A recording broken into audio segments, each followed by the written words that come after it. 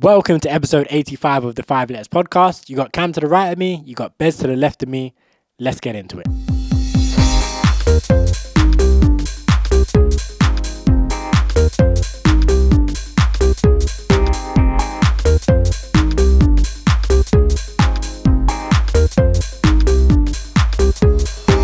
The 5 Letters podcast. Yes. Episode 85. We're here. We're back again.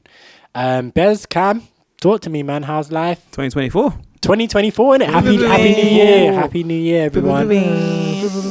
Oh yeah. New Year. Talk to me. How was your holiday season? How was the holidays? How was the New Year's celebration? Everyone was out. We're all out doing big things. So yeah, talk to me. How was it? It's calm. Family round for the Christmas days and days after. Eat some good food. You know, a lot of food. Play 2-2 game. Drink 2-2 drink. Yeah. Good times. Yeah. New Year's was alright. Yeah. Not much. What did you do? What did you do on New Year's? When I went to a place where they were playing like some fella style music, fella Kuti. We went to Jumbi in, where is it, Peckham? Was it in Brixton you said you were going? No, Brixton was after. Oh, yeah. So we went to Jumbi in Peckham, and yeah, they were playing some Afrobeat, classical like Nigerian music, on High Life and all of that sort of vibes. Jeez. Yeah, it was good. It was interesting because I've never heard that sort of stuff out in an environment where people are drinking and dancing and like it literally if there was no music playing, you would never have guessed what the music was, because the way people were proper like in there going for it, dancing, whatever, you probably think, oh yeah, there's like some house playing or something like that. And nah, it's just like and we did a big like horns and all of that like going off in there. So yeah, it was good. So go ahead. Yeah, then we went from there to Loki in Brixton. Brought in the new year there. Obviously T was playing, so we went there to go show some love, support. Yeah. Shout out T Williams, guest on episode number 30 of the podcast, I think it was. Yeah, music there was alright. Got that, had a little sliver of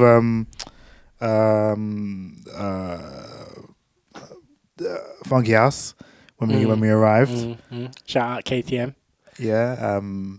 KTM. The actual bringing in of the new year was abrupt as hell. It was like the music was the DJ was playing. Yeah. Then cut to 7, 2, 1, 7, 6, 5. I was like, what? Okay. What were you expecting? Huh? What were you expecting? It's normally a minute warning. Like they tell you, like, all right, guys, it's about a minute to go. We're gonna get ready, and then like surely when we went to where were we? Brixton. Electric. No, electric. Wasn't it? O2 Academy. Yeah. But we knew, and because we had just got in. So like I don't know what happened beforehand, but we had just got in, and I feel like we went and saw where the cloakroom was and was like, nah, we'll come back to this. Went downstairs, went into the main area, and we were basically just mingling around. And I think it did the same thing. It was like music, and then on this, because they had like a big screen and everything, it went on the screen. But I think it was like from 20 seconds or something. Yeah, I feel like we had there was like a big build up to the actual Happy New Year. Yeah, it was like a big build up. It was like excitement building. But this was a much smaller event. I know. But still, I was expecting something more. But I was surprised we got a countdown, to be honest. Hey guys, it was 12 o'clock, 3 minutes ago. Happy New Year. I literally thought it'd be like, because it was literally like an official countdown coming out of his speakers, whatever. I thought it would literally be someone like picking up the mic randomly, be like, all right, cool. 4, 3, like 2, 1, Happy New Year, everyone just going off of someone's phone or whatever. It was an official thing, so I was surprised we got that. But yeah. But yeah, it was decent. Yeah. T shelled off with my tune. Not joking. I did give him some music for it, but he did his thing regardless. And then we basically left more or less after that, innit? Yeah. What time did you go home? You got home about 4. Was it that late? Must have been. Actually, no. It was like 3. It wasn't 3. It was like after 3. It was after 3 because I got here at 4. I was just thinking because I ordered pizza, and the pizza got to me at like 4:45 or something. They have a pizza place open till 4 around here, bro. I was like, this is gonna kill me. Like, I'm gonna bring in the new year and I'm gonna eat this pizza. I'm gonna be dead. There were 2 places open. The Just Pizza place that we saw. That's yeah. Up there. But it wasn't that one. I can't remember the name. I went to another one, but it was that Just Pizza place, and there was another place that was open. And I was like, both of these places are open. It's gonna be crazy. But I was so hungry. Like I was literally like, this is not the food to bring in the new year, but I'm too hungry. Like it needs to happen. Like eat, and I'm like, I was eating it, and I was just like, bro, when was the last time you done this? Eating pizza at 5 a.m. after coming from the pub. Literally, like, this is a uni vibes. Like I was like, damn, it's crazy. Like just in my room by myself, just eating pizza, watching Archer. But yeah, I literally got in and I put some oven chips on because I was like, hungry, and then I didn't actually go to bed until maybe like 6:30. Because I was just like up, just doing whatever, and then I was like up, just watching stuff. And then went back to work on Tuesday. Missed work on Wednesday because I just didn't wake up. Talk to us. What happened? What happened? So my sleep don't incriminate yourself also, but go on. Don't incriminate. Yeah. I mean, I did tell my manager exactly. I just told him I just didn't wake up. It's crazy. Okay. But yeah, so I was off work for nearly for 3 weeks. I was off work. So my sleep schedule slipped. It got a bit bad. Yeah. I was going to sleep at like earliest 4:00, waking up at like 12 daily. And so to try and sort that out, on the day before I went back to work, I didn't sleep so I could actually get to work. I was like, if I go to sleep, I'm not waking up to go to work on this first day back. I need to at least make it to the first day back, so I'm not going to sleep. And then hopefully I can fix my sleep schedule by once I come home from work, I'll go to bed at an early time. Yeah. So I did that. I got home from work and I tried to stay up as long as I could, so that I could go to sleep about like 10 maybe. And I fell asleep in my chair at like 8, woke up around 10:30, got up and then just went straight to bed. And then it was 10 o'clock in the morning and my mum was coming in my room saying, what are you doing here? Because obviously Yells was at work. Yeah. And my manager was like, where's your brother? And then he phoned me first. Nothing. I didn't answer, but that woke me up. And then he phoned my mum, and then my mum came in the room. Bro, I was literally like, I completely thought he was there. Like, because obviously I'm coming from here, he's coming from home. So, like, I just assume on days that he's meant to be in, I just assume that he's in. Yeah. Yeah. So, in my head, I'm like, okay, I haven't seen him yet. Obviously, it was only like 9:30 or whatever. So I was like, I haven't seen him yet.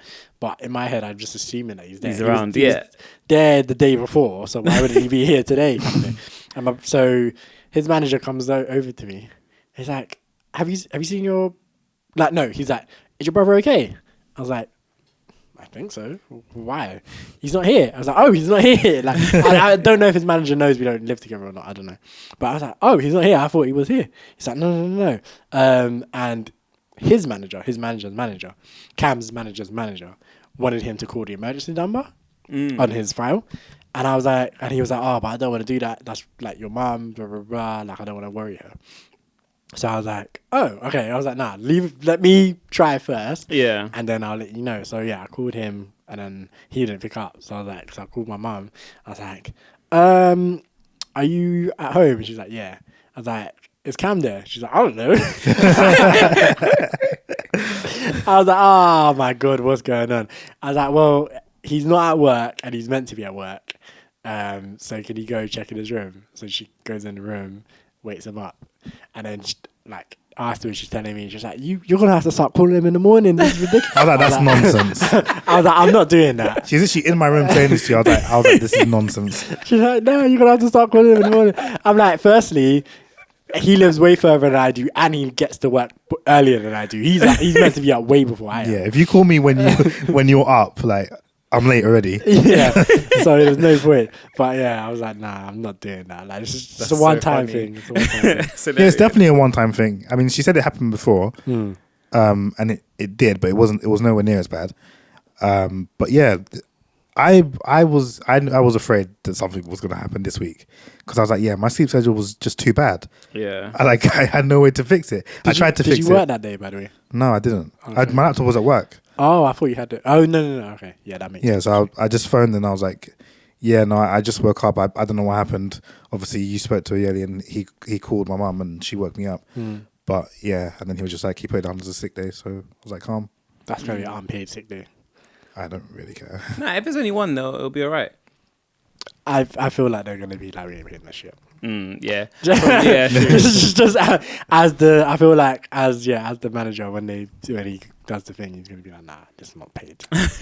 Yeah, but that's fine by me. It's my bad anyways. Me, I'm like, I wish I could just take random unpaid days. Yeah, like that's what I'm saying. That's I not would too bad. love that to be like, you know, I'm not coming. Don't pay me. It's fine, but I'm not coming. To be fair, you can just take mental health days. I know, but like, I feel like once you're getting down that path, then it's long. Yeah, and I'm pretty sure I haven't been paid for sick days anyways. No, because I'm pretty sure before a year. You don't have to be paid for sick days, and then after a year, it's manager's discretion. So obviously, I've just now reached a year. So every other sick day I've had previously, that's pretty true. And then this one, like I said, it's manager's discretion. But I'm like, I don't want to get into the whole mental health because then, especially with my manager is a very caring bloke. He's a very nice bloke, and I feel like if I'm struggling, I feel like he will start to do a lot, which because he's a nice guy, and if I'm faking that, I would feel horrible. I would feel horrible about it. So I don't know. It's so weird because this has happened in one of my previous jobs. I was super late, and it's never like my managers are never mad. They're always like, we're just worried because you always let us know what's going on. Like, it's so funny. It's so weird to me that they're more worried than they are like, why aren't you here? Come do your job. I was late. I was like 10 minutes late one time, and this was a previous job, and my manager's manager was like, "Oh my god, we were so worried about you guys," and I was like, "Get the fuck out of my face!" Like, you're taking a piss. Like you know them ones where it's just like someone's like senior, because she was my manager's manager. So she's quite senior, and she was just being a dick. Oh, we were worried about you. We were wondering where you were. It's like, why are you even here? Get out, go away. Like, because she didn't sit in our area or nothing. Like, I think she had her own office somewhere actually. She wasn't out on the floor with the rest of the minions. But I was just like, it's just why? You know, the ones when you're like already a little bit annoyed because you're late. Maybe something happened to make you late and it wasn't your fault or whatever. And now you're in my face. I don't need this right now. I don't need this. It's like, oh, we were worried about you. I'm like, that just insincere. Like, you're making a joke. Like, no, I don't want it. Get out of my face. It's so funny because obviously I work virtually most of the time, so it's like if I'm late, no one knows. Like, I don't even, unless I've missed the meeting, I won't even get a message. Like, until I join the meeting at whatever time, and then no one will even. Oh, what did you start late today? No one even know. It's jokes. But I think the one time I've never done what you did, but I went to work like hours late because I was drunk. And this was way back. I was younger than you are. I think I was out with you actually. I was either out with you. Yeah, I think I was out with you, Bez. Because this is when I was working weekends, and I think this was when you were doing your gap year placement. Your placement year. Sorry. Yeah, and I think we were out on either the Friday or the Saturday, and I had work on either the Saturday or the Saturday. I think we were out on the Friday, and I had work on the Saturday. Yeah. And I think I was probably like, and I was meant to start at like 2, so I was like, I can do this fine, whatever. I'll go out. Yeah, I'm pretty sure. And it's coming back to me. We were out. I think we might have done. It might have been one of the nights we got wasted at Karma, possibly actually. But Bez is like getting flashbacks. I'm trying to remember because there was a few, but I can't remember what year they were. That's a good point. I don't know, but I feel like we were out anyway. Yeah, and I got drunk, and like just I must have got home late. Woke up the next day and like I said, I was meant to start at 2. Woke up the next day at like 3 or something. Still drunk. And I was like, oh my God. Like, and you know the ones you don't realise what the time is? Yeah. So I'm just thinking, oh yeah, whatever. I'm still drunk. I'm still drunk. I need to go back to sleep, blah, blah, blah. Then my mum must have come in the room at like 4 or something and be like, when are you meant to be at work today? I was like, yeah, but later. She's like, it's 4 o'clock. I'm like, oh, okay. So then I'm like getting up, like, and I'm kind of like in that kind of halfway drunk, halfway hungover kind of period. I'm like, well, I'm not going anywhere without eating. So I like sit down, like make a proper meal. Like, I'm like, I need actual food. And you know them ones where you're like, kind of drunk hangover kind of thing, so you're not trying to like scoff the food down. So yeah, I'm literally sat at a table just like, but I'm not leaving before I finish this meal, like, so whatever. So I must have walked in there at like 7 or something. My gosh, it's a 2 to 10 shift. I remember this vividly. It's a 2 to 10 shift. I must have walked in there at like 7 and just sat down, like plugged my stuff in, whatever. I just started working and no one said anything. Literally no one said niche. I got paid for the full day. What? Like like I remember being like, oh, like maybe no one said anything, but they're gonna deduct my pay. Yeah. I remember checking, paid for everything, paid normally, whatever. We used to have like because this is when I was in the call center, so we had to log into our phones or whatever. That day, my phone login looked nuts. Because obviously I wasn't there for half the time. Yeah. So the login looked nuts. And they give you a percentage score, and you're meant to have X amount of, like, your availability score, innit? Yeah. You're meant to have X amount of availability each day. Mm-hmm. And on that day, I was available maybe it was like 35% or something like that. Because I still took my breaks and still whatever. Oh my God. I was still hungover. Like I felt horrible. Yeah. So I was like, I don't want to talk to these people right now. So yeah, my availability score was like 35% or something. And usually when you get something that low, you get a meeting. Right, you're up on it, yeah. Because it's like, hang on a minute, what were you doing on this day to be like so low? So I was like, even if no one noticed that I wasn't there, because it was quite a big team. It's reasonable that no one didn't realize that I didn't come in. Yeah. Like, even though they do like, the managers were meant to take a register, sometimes they didn't, blah, blah, blah. So I'm like, okay, could be that no one realized I wasn't there and then they saw me later and just thought I was there the whole day. Mm-hmm. Could be. But then when they check the system and see 35%, they're going to be like, oh no, this is insane. What's going on here then? But no one said anything. Like, no one. Not my personal manager, not any of the kind of duty managers. No one, nothing. Never. I was like, I got caught life. Caught absolute life. I'm worried that same is going to happen to me though, because I've been off this previous week. So yeah, I'm worried. I've been literally the same as you, Cam. Going to sleep about 4 or 5 every day. Waking up. I wake up a bit early, so I wake up at like 10, 11. So I'm worried, yeah. That's not too bad. Yeah. Especially when you're working from home. Yeah. As well. So if I wake up at 11, I can log in. Monday's bad though, because I have a meeting at 10. So and that's my team meeting, like first one of the year that all of us will be back as well. So if I miss that, it'll be a bit obvious. But yeah, I'm worried that I'm gonna sleep till 9:30 and my alarm's gonna be. I'm like, nope, snooze, and then the next thing I know, it's 12 o'clock. I'm like, oh shit, I can't lie. My laptop's broken. This past week I've been like mental state in the gutter. Maybe I do need to take one of the mental health thing. No, but like the fact that the being back at work. Yeah. I was like, oh my God, it's killing me. The first day wasn't so bad, but then I was like, the next morning I was like, wait, you mean I have to do this again? Again? Like, every day? Oh my God. I will say that I've not, I mean, with all the time off I've had, I don't feel too bad being back at work. Like, I felt disgusting. The first day I was annoyed because my journey into work was stupid. Because what happened? Oh yeah, some guy was like drunk on the bus and he was like passed out in like one of the chairs downstairs. He was fully slumped over when I got on the bus.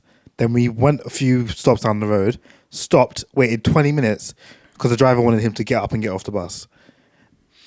So I was sat there. I left early because obviously I was just awake.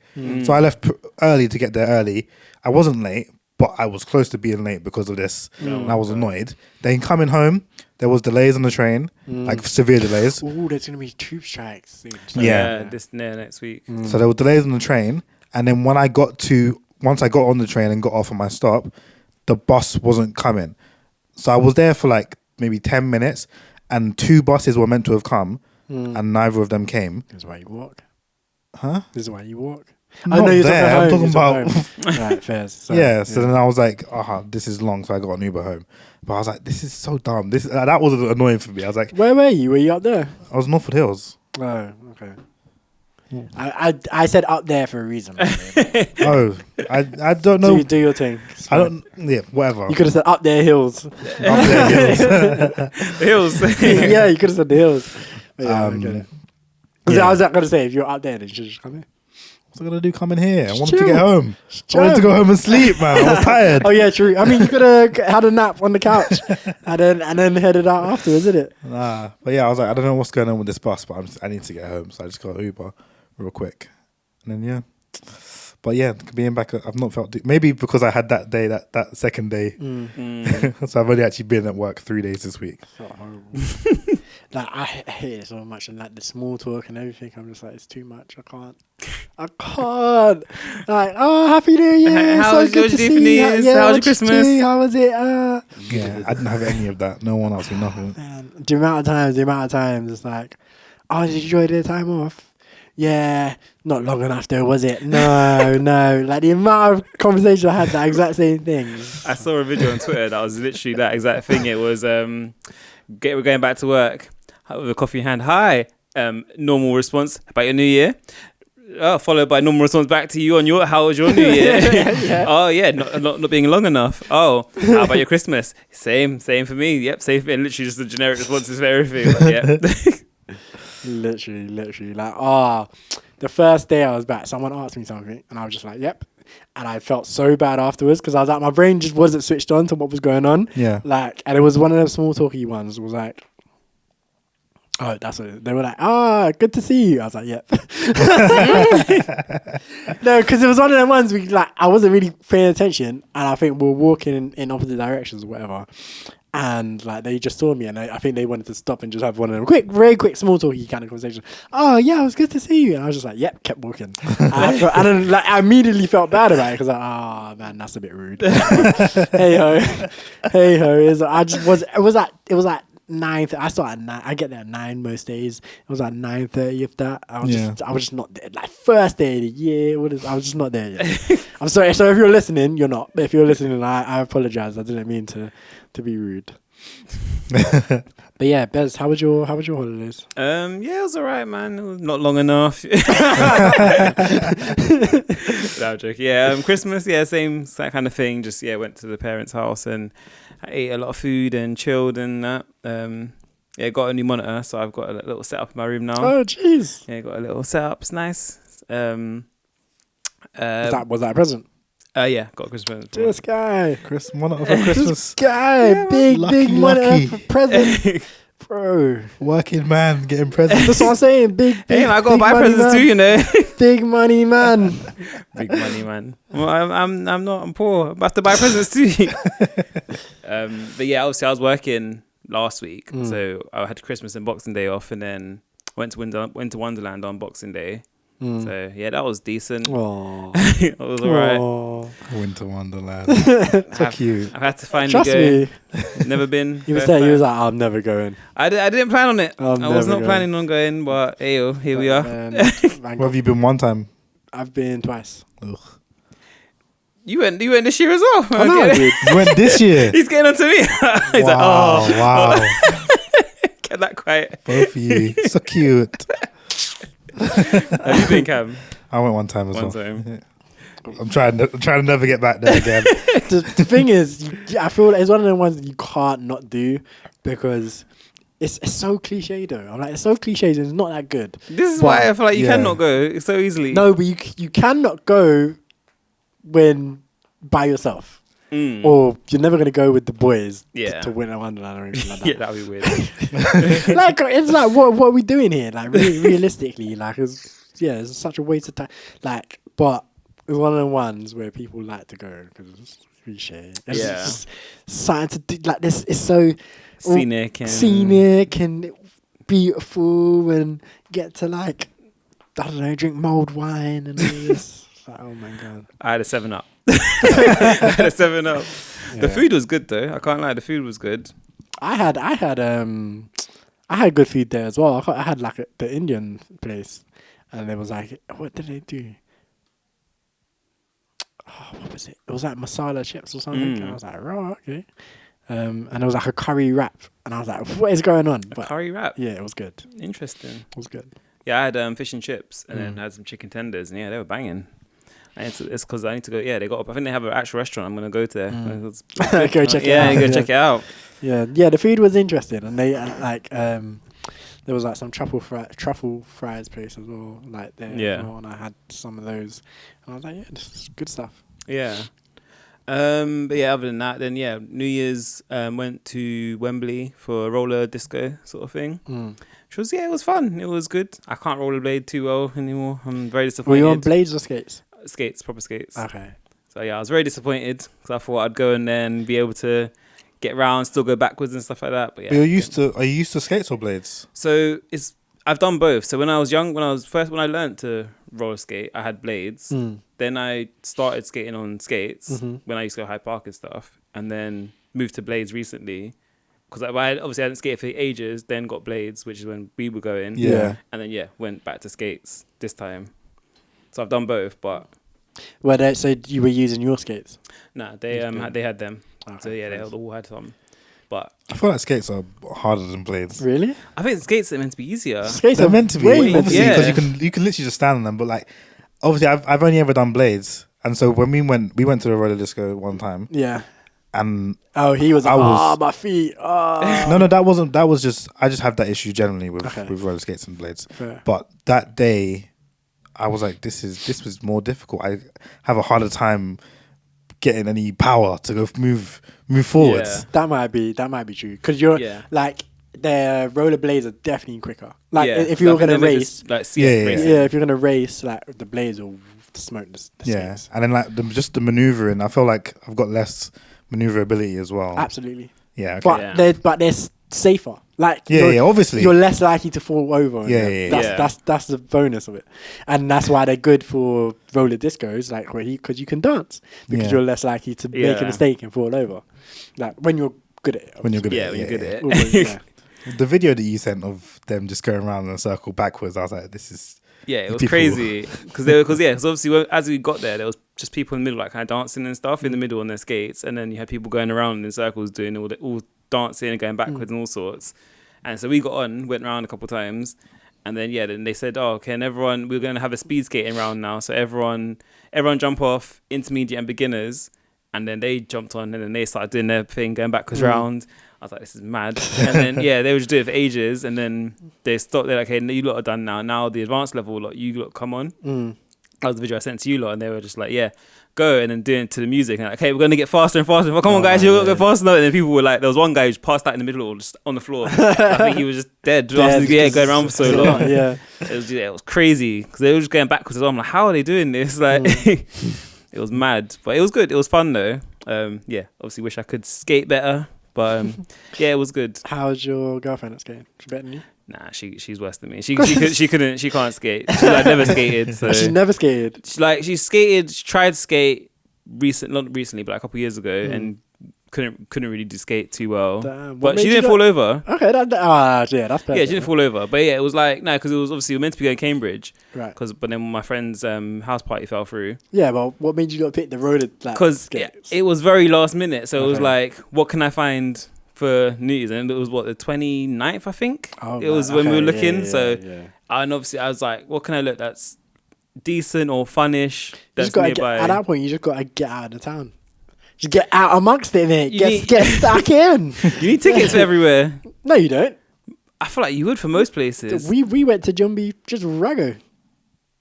I don't know. And then we that's what I'm saying. And it was packed in there. Yeah. Bumping. It was just so it's just a place in just like a bar club kind of vibe, more bar-y vibe in Peckham.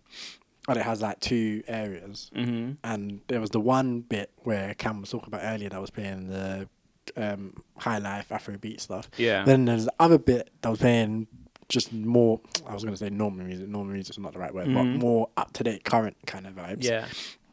With like Amapiano, Afrobeats, and dance hall and that kind of stuff. And the queue was crazy. We didn't go in the queue, but the queue was crazy, and it was just packed. Packed. And yeah, I was like, if we just rocked up there, if we didn't have anywhere else to go, we could have stayed there and saw in the new year. We left at about 11:30. Okay. But yeah, like I fully think you can just go out amongst it and get in somewhere. I reckon you end up in like, well, unless you go early. Because what time did you get there? Not that early. We didn't queue. If we had queued, we might not go. Yeah, that's what I mean. Yeah, so like you definitely probably missed the new year. To be fair, we did manage to jump the queue. Or you'd have to go out for like 5-6 o'clock and then get amongst it. Be in a place by 8-9. But you could have done that. You could. No, was I working? I was working. No, it was Sunday, wasn't it? Yeah, it was Sunday. No, I wasn't working. No, but could have done that. To be fair, but obviously, I was scrambling, so I didn't really know what. So I was looking at a few things, and I thought, oh, roller disco, that sounds cool. Send it to her, and she was like, yeah, that sounds cool. Like we can do that. So I was like, okay, yeah, sounds. I'm happy with it. Like the music was just like general kind of American R&B, hip hop, UK stuff like that. The music was decent. But they had the drum and bass sections for the speed skating. Yeah, that makes sense. Sense. Gotta go fast. Yeah, get fast. But yeah, there was I think there was a rave going on at O2 not O2 Wembley, not Wembley Stadium, Wembley, what's the other one? Wembley Arena, yeah. Yeah, there was a rave going on there or something because there was just loads of people there. So we went and got food around there. There was people kept coming in like, hey, it's the toilet, because there was the queue there was just mad. So I didn't know what was going on there. Wait, where was the skating thing? It's just next to Box Park. So like it's a pop up. So it's only there till like March. No, I know, but I went to the designer outlet on the second. But that's not near Box Park. Yeah, it is. It's not near not enough like, that you would it's further see. off. I went past Box Park. Oh, because you wanted to. Because I went.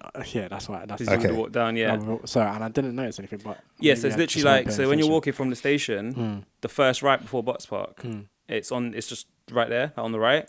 Yeah, I was probably just marching. Yeah, because it's a big it's a theater or something, so it's a big venue, and then it doesn't. You can't really see it. I feel like they haven't really. You wouldn't really know. That they haven't really got much advertising for anything. Okay. And if you know the place, then you know it because it's like it's got in big writing Theatre Dome or something like that. But then the actual roller skate thing, it's just kind of got a couple posters here and there, sort of thing.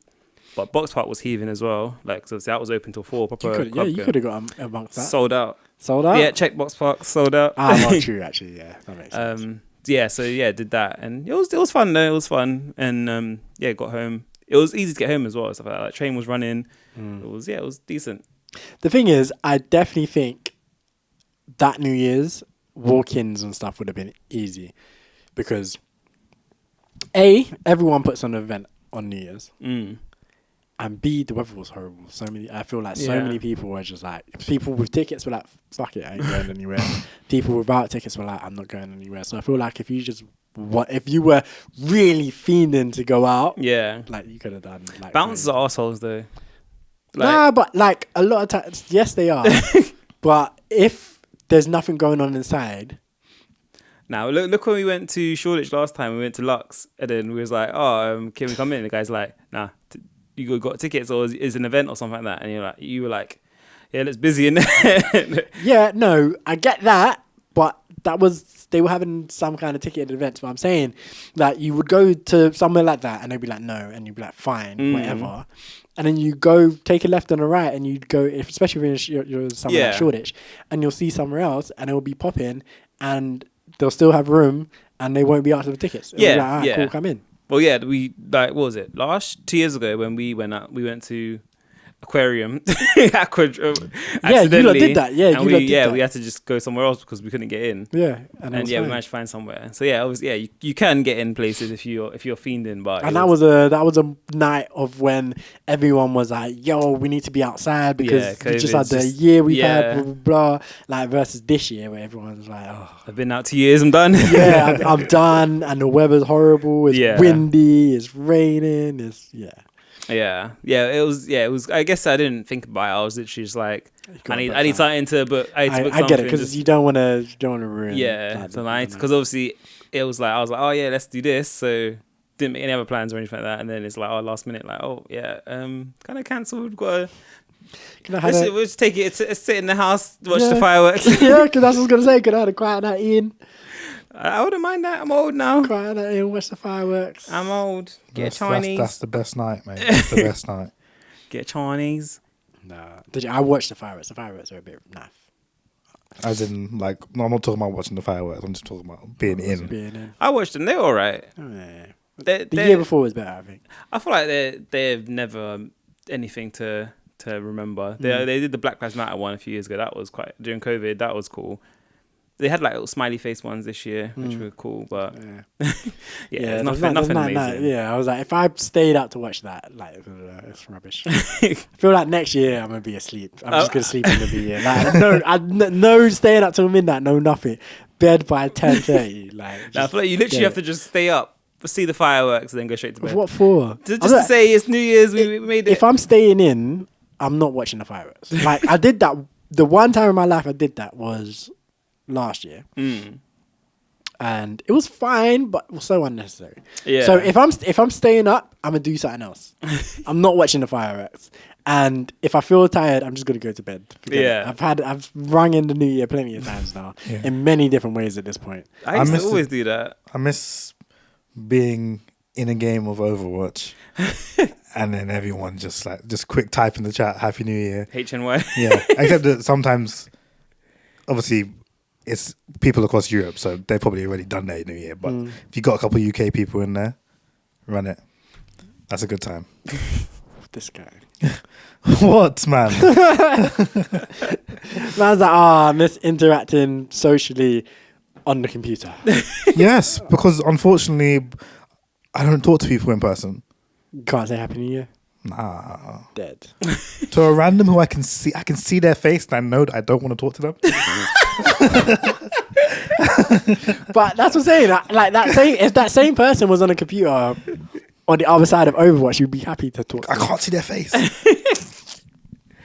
It's funny because, like, I remember when which year was it when we went out and we were in the queue? And that was like one of the funniest New Years, like when we were in the queue for somewhere. I think it might be Fire Lightbox.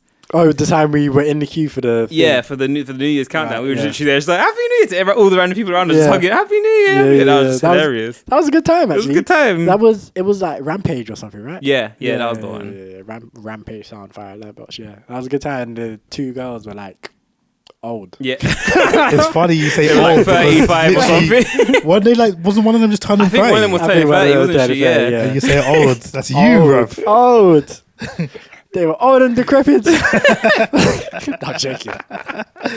That was time ago, though. It was time ago. We would have been like 26, 25, 26. It was like, oh, it's your birthday. Yeah, because it's her birthday on the 1st. I was like, oh, Happy New Year, happy birthday. How old are you? Oh, I'm turning 30. Damn. I'm sorry. But yeah, they were good people. They were cool as well. They were cool. But yeah, we were like fun. just hugging up everyone, like Happy New Year. Happy New Year. Right, that was a good time. Yeah, how was your holidays, yours? That was me. Basically the same as Cam's, pretty much. Went over to his, and yeah, we went to my sister's first. We played Jackbox. What's Jackbox? It's like a party game. Sorted party games on the PlayStation. Oh yeah. I think we played it before on PS4 or something, or PS3. I feel like at your house one time. I don't think so. No. You're probably talking about. You're probably talking about. Knowledge is power. Oh, that was the one. Because that's the quiz. Jackbox is more like, all right. So the one we got, I think it was what 10 Jackbox 10. Yeah. There was 5 games.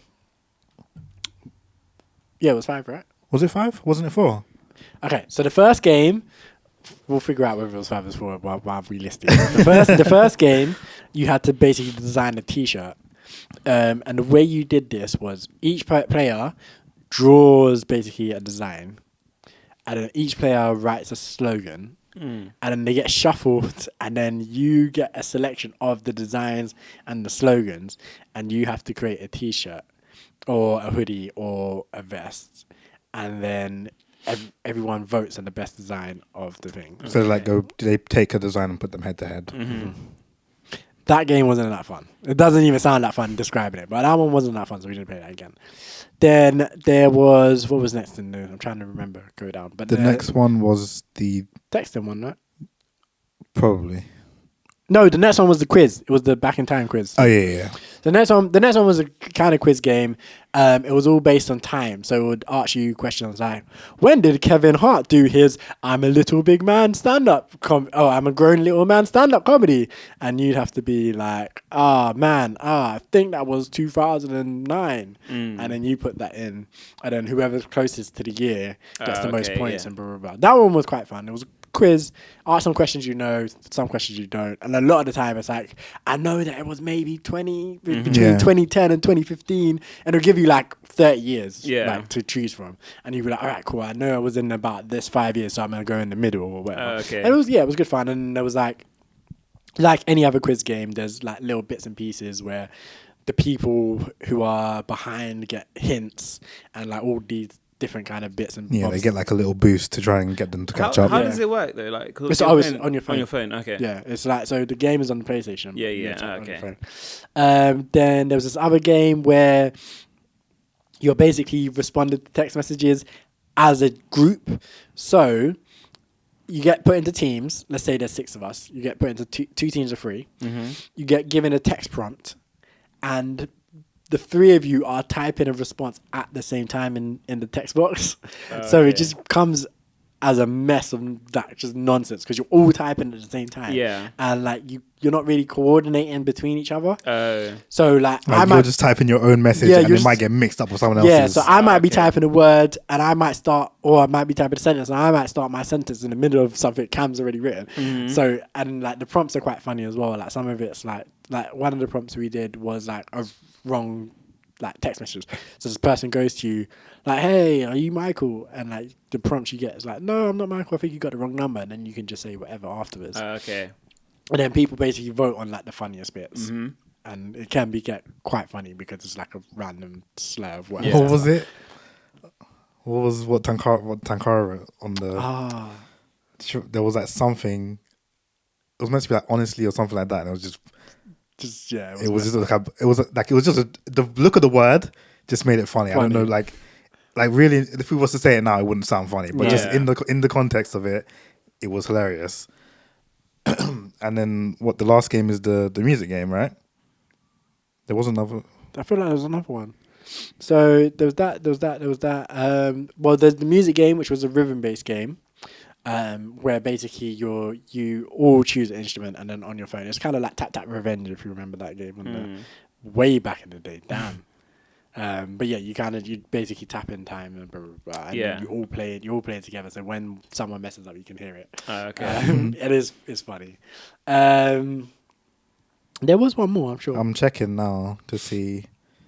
Does Tap Tap Revenge even still exist? That's like a throwback. That's an like, old game. Like I had that on my first Samsung. Like shout out to the people that were playing Tap Tap Revenge in 2012. There was the Mind one where everyone gets a. Oh, that one was good as well. Where is it? So everyone gets given a character to play, and the character or like it's like a secret role, is what it says. Yeah, it's a secret role, and then basically you have to figure out. And then so there's like there's an overarching category for. There's like 3 overarching categories, and then everyone gets a secret role that relates to one of the 3 categories. And then you have to try and find out who is in your category. Oh, okay. And then there's one person who's in the category by themselves. Yeah. So there's like kind of like Among Us, they're like the imposter by themselves. I've seen this game before. So it'll be like movie stars, and then you might be like Johnny Depp. You might be like Zac Efron, and then you have to find out who's not actually part of it, who's not actually a movie star sort of thing. Exactly. So and it could be super vague. Like there was like some people got planets. So like one person was Neptune, one person was like Venus or whatever. Because we're both planets, like we're grouped together. But then you could get like actual people, characters. And then basically the way to determine this is that you're asked a question, you have to answer the question. As the like one of the ones I was dumbbells, so you have to answer the question as a dumbbell. Okay, so yeah. But like the question was like something you're superstitious about. Oh yeah, something you're superstitious about, and I said something like people not wiping me down afterwards or something like that, and it kind of just makes so someone be like people not wiping me down. It's not kind of intuitive, but if you're another piece of gym equipment, you might be like, oh, someone not wiping me down. Oh yeah, people do that in the gym, like, oh, I'm a chest press machine or something. Yeah, it's like, oh yeah, people need to wipe me down too. So, and then you're like, okay, I think I might be in a partnership with Yales, and that's you kind of that game was fun. I like that game. Yeah, that game was good. But yeah, that was basically the holidays, I think. Quite funny. We actually, I just remembered you lot talking about a quiz. We did a quiz as well on New Year's. We did so my sister made one. My older sister made a quiz, and I smoked everyone. Won all the prizes. Damn. So we did like there was I think 5 rounds. It was like cryptic questions, which was like kind of just riddles sort of thing. Like I have a heads and tails, but no body. What am I? That sort of thing. Coin. Yeah. Them kind of things. Okay. Then it was like. Oh, you didn't get it? No, I got it. No, I was saying okay as in you didn't need to answer. No, you didn't need to answer. You just have to show that you're smart. I know the answer. Some people just don't have that mental capacity. No, but I did get it. I did get it. Where's the evidence? Where's the evidence? Where's the evidence? Where's the proof? Oh, the proof is... Look, it's okay. It's okay. All right? Shut up. Oh, man. And then we had to do, there was one was like just normal questions, general knowledge sort of thing. Then it was a like catchphrase kind of round where you had all the boards up and then it takes a picture away each one and you have to guess what the movie poster is. Right, yeah. There was one, everyone was saying I'm cheating because there was Toy Story and like the one thing that went was just the cloud that showed and I got it from that. It was like, nah, he's cheating. I'm like, it's a cloud, it's a distinctive cloud. That's hilarious. And then there was movie rounds, which was one was like you have to watch a clip and then it asks you a question about the clip and then you have to kind of say what was in the clip. And there was one other round, I can't remember what it was now. I can't remember what the other one was. But yeah, I beat everyone. I had all the prizes. Did you guys do this in person? Yeah. Okay. Because it just reminds me of the quizzes we were doing like COVID times over Zoom and that. Because we did like very, very similar like stuff where it was just like, oh yeah, answer like these questions about movies and answers, like these and all these music like I'm gonna play 3 seconds of the intro. Like what's the song? Like, and I was like, that's what we did on my sister's birthday last year as well. Like, the music one. I don't know. She loves that. She loves that game. She's good. She's good at it. It's difficult sometimes. Yeah, some songs you're like it's blatant, but some songs you're just like. I'm generally quite good at. I think you must be quite. Your family must be like that. Must be a ridiculous game for your family. But that's why it's difficult because people be pulling out the random like it's not like no one's playing like the bait like Beyonce or nothing. Yeah, like Rihanna or whatever. Like the single names. Like I'll get that in the heartbeat. It's like some peaceful violin just. And then it's song and it's like, okay, of course. but I would probably get that one. But that's literally like that kind of vibe where like it starts off like and then when it actually the song drops, it's like a completely different vibe. Yeah. But yeah, so it's always difficult. It's like some random like reggae tune from the 70s or something. Yeah. Like, oh my god. It's like and it's like one of the ones where like you'll hear it and you're like, I know the song, but I don't know the name of it. I don't know the artist. Whatever, but yeah, it's always a good time. It's always a good time. It'll be just like a kick in the snare, like on a house vibe, just. And you guess it from that. And it's like, this song's got a particular kick and a particular snare. Like you should know it. But yeah. See, movies is more my thing. I can do movie pictures, posters and stuff. I can't do music. I can do debate songs. Anything to do with like movies and Hollywood, I'm bad at. Bad at. People be like, oh yeah, like. Who was in the Titanic? I'll be like, Chris Hemsworth? Like, I don't know. I don't know, mate. Is that an actual example? No, just... I'm asking you if you actually don't know who's in the Titanic. No, I know Leonardo DiCaprio. Just making sure. The cat. Leonardo DiCaprio. Yeah, the cat. I don't think I've ever actually seen that movie. I've never seen it. You might have never seen Titanic? No. Ah. So I don't know who else is in it. I know he's in it. I don't know who else is in it. Kate Winslet. That John. Billy Zane. I thought that's who it was, Kate Winslet, but I wasn't 100% on that. Yeah. I feel like I know Kate Winslet, the name sounds familiar because someone's got a bar about her.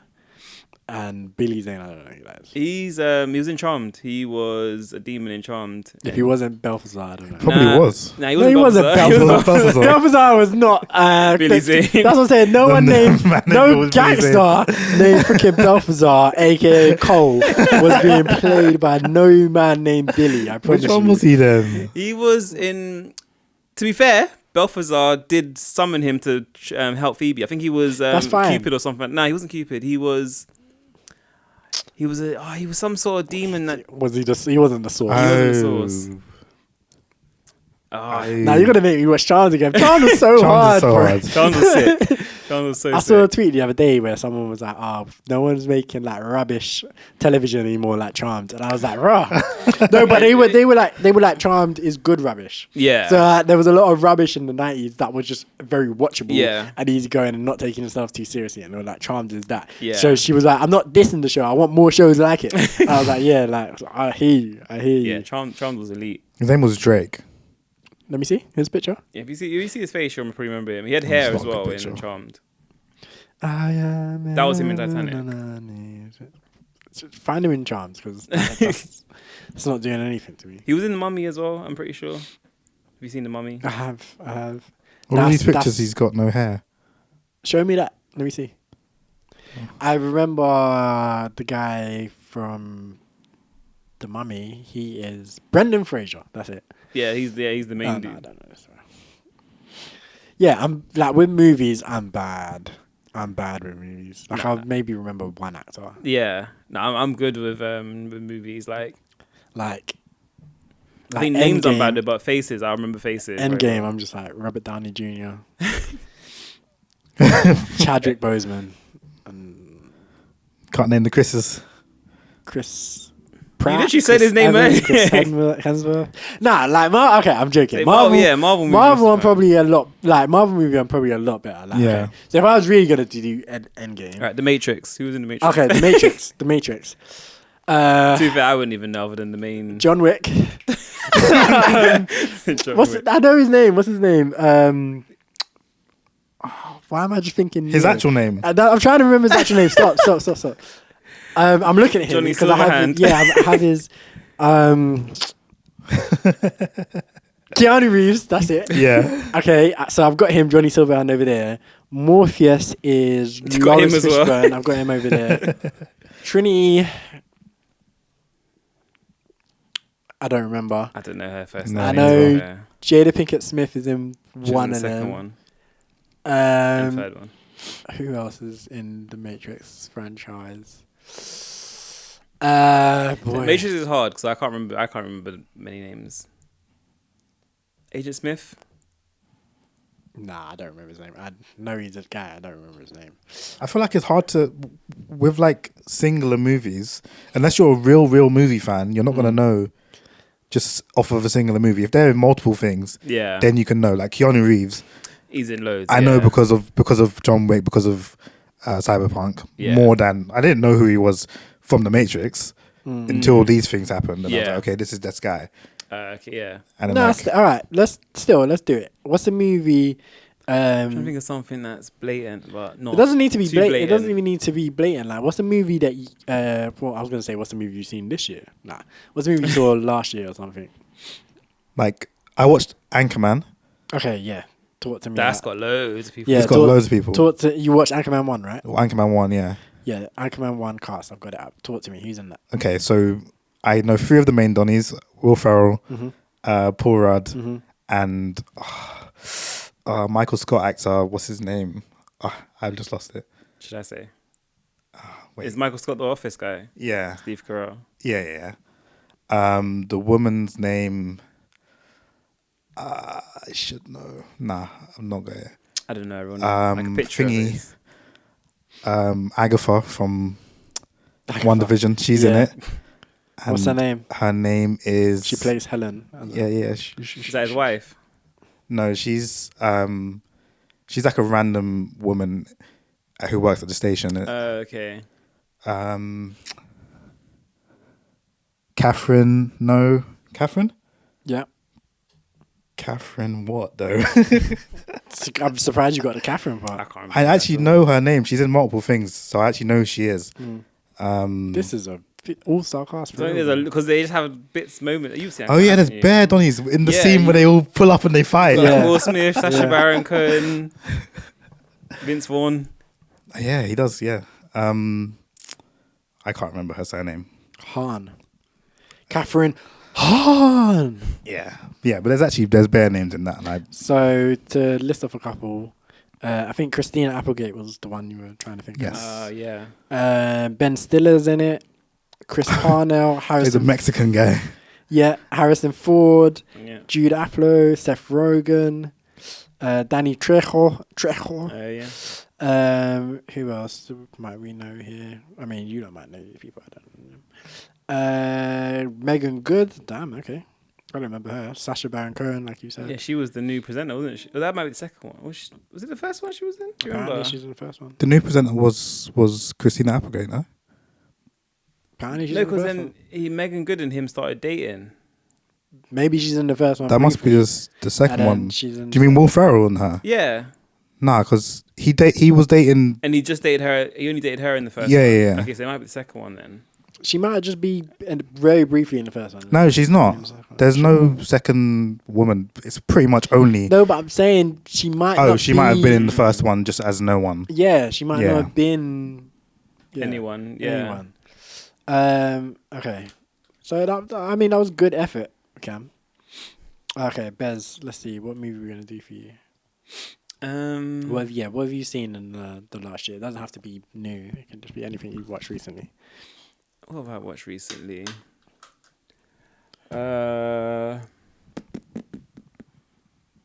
He was in that movie about that guy killing Nazis. Movie about the guy killing Nazis? Oh, I have no idea. I can't remember what that movie was called. Yeah, me neither. Was that the one where the guy wasn't? Oh yeah, the guy was on a rampage. He didn't talk. Yeah. What have I seen recently? All right, for me, I'll do Game of Thrones because I've just been watching loads of Thrones. Give me X-Men. Okay, yeah, okay. The first one. Yeah, I can't remember. I can't remember names from it. Okay, let me. Okay, cool. X-Men 2000. Right, let's see. All right, so we got Hugh Jackman. Yup. Ian McKellen. Yup. What's his name? James Masters. Is that Scott? Scott Summers. Scott Summers. That's not his name though. He's not James Masters? No. Oh yeah, it's something not. Masters in it. No. No, because his name's Scott. What's his name? Marsden. Yes. Isn't it Scott? It's James Marsden. Yeah. What's his name? Patrick Stewart. Mm-hmm. What's Storm's name? Not Halle Berry. Not Storm. I was about to say that. I was like, there's one person I remember for that movie. Halle Berry. What's Jean's name? I should know her name as well. Berry? Oh, hallelujah. I can't remember. I can't remember Rogue's name. I should know all these names as well. Iceman. Twin. What's his name? Bobby. No, that's his name. Thingy. What about Senator Kelly? Do you remember his name? Nah, I can't remember his name. What was his power, by the way? He just turned to water, didn't he? And died. He just melted. Because when I watched it, I thought when he was coming out of the water, he had gills. Yeah. Okay. I don't know. That's why it's a bad movie. It's not explained well. I'm telling you, this movie wasn't that good. Giving up? Yeah, I can't remember. So Jean Grey was Famke Janssen. Ah, yeah, I want to remember that. Anna Paquin was Rogue. I should have known that. Tyler Mane or Tyler Mann. No, say it Tyler Mane like he's Gucci Mane. Gucci Mane. Tyler Mann as Sabretooth. Ray Parker's Rogue. Rebecca Romijn as Mystique. Bruce Davison as Senator Kelly. What's Bobby's name? Oh, Bobby is I just saw him. It's Master. He's Masters. No, bro. Is he? I swear he's something like that. Masterson. Nothing like that. Isn't? Oh no, I'm thinking someone else. He's then. Sean Ashmore. Sean Ashmore. Okay, fair enough. Stan Lee was in this as well. Oh yeah, of course. Let me search Masters on this page, see if there's anyone named Masters here. I don't think so. No, because I'm thinking of the one from Malcolm Noodle, the brother, oldest Francis. Oh yeah. I'm thinking of him in my head. thought you were thinking about the master of the master lock. Chris Masters. Chris Masters, yeah. All right. Actually, question before you do Game of Thrones. If I say to you, name three Starks, name the 3 Starks. Oh, the 3 Starks. Yeah, that's what I was going to say. I feel like you don't know Game of Thrones actors' names, but go. You want me to name the characters? Yeah, the characters. Oh, the actual characters? Yeah, the characters. Oh, okay. Ned Stark? Yeah. What's happening? No, because I had a quiz about this, and this question came up, and we had an argument about it. We had a debate about it. Oh, what? Who's a Stark and who's not? Yeah. Did someone say Jon Snow? Yeah. Okay, I can name 3 Starks. I was gonna say, because I thought that's why you were asking. I was gonna say Ned Stark, Robb Stark, Sansa Stark is what I was gonna do, because I was like, I wasn't gonna say Katt because again she's married and technically she's a Stark, but I thought this is why you were asking. Yeah. It must be technically she's a Tully or whatever. Yeah. So I was gonna say Ned, Robb, Sansa. Yeah. Because there's no nothing Jon Snow is not a Stark because, spoilers, he's just not. He's half, but he's half. But he's not a Stark. He's not. Yeah, he's a Snow or he's a Targaryen. Yeah. But can you really say that he's not a Stark? He's not a Stark. But he was initially a Stark. He was never a Stark. He was he's a bastard child. But he was the son of a Stark, no? You don't know the spoiler. I know that he's not thingy. What's so he okay. I know that he's a Targaryen. I know that. Oh my god. You can tell me. I don't care. I'm never gonna watch it. I'm just realizing what I've done. I'll tell you. I'll tell you. I'll tell you off mic. Don't worry. Right. He's a Targaryen. Yes. His mum was a Stark. Oh. In this world, that means you're not a Stark. Okay. That makes sense. Okay. So yeah, his dad was the king. Okay. So yeah, he was a Targaryen because it was Ned's sister, and okay.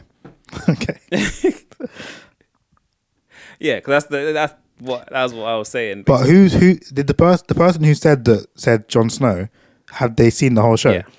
Then they shouldn't be saying that. Because this is what I was saying, and they knew that he's obviously what he is, and I'm like, no, you can't say him, like, because that was the first person they said as well. It's like Jon Snow. Name 3 Starks. Jon Snow. I'm like, you're wrong already. You already lost. The thing is, when for me, I'm like, when you're saying Snow as the surname, just be disregarding that. This is what I'm like.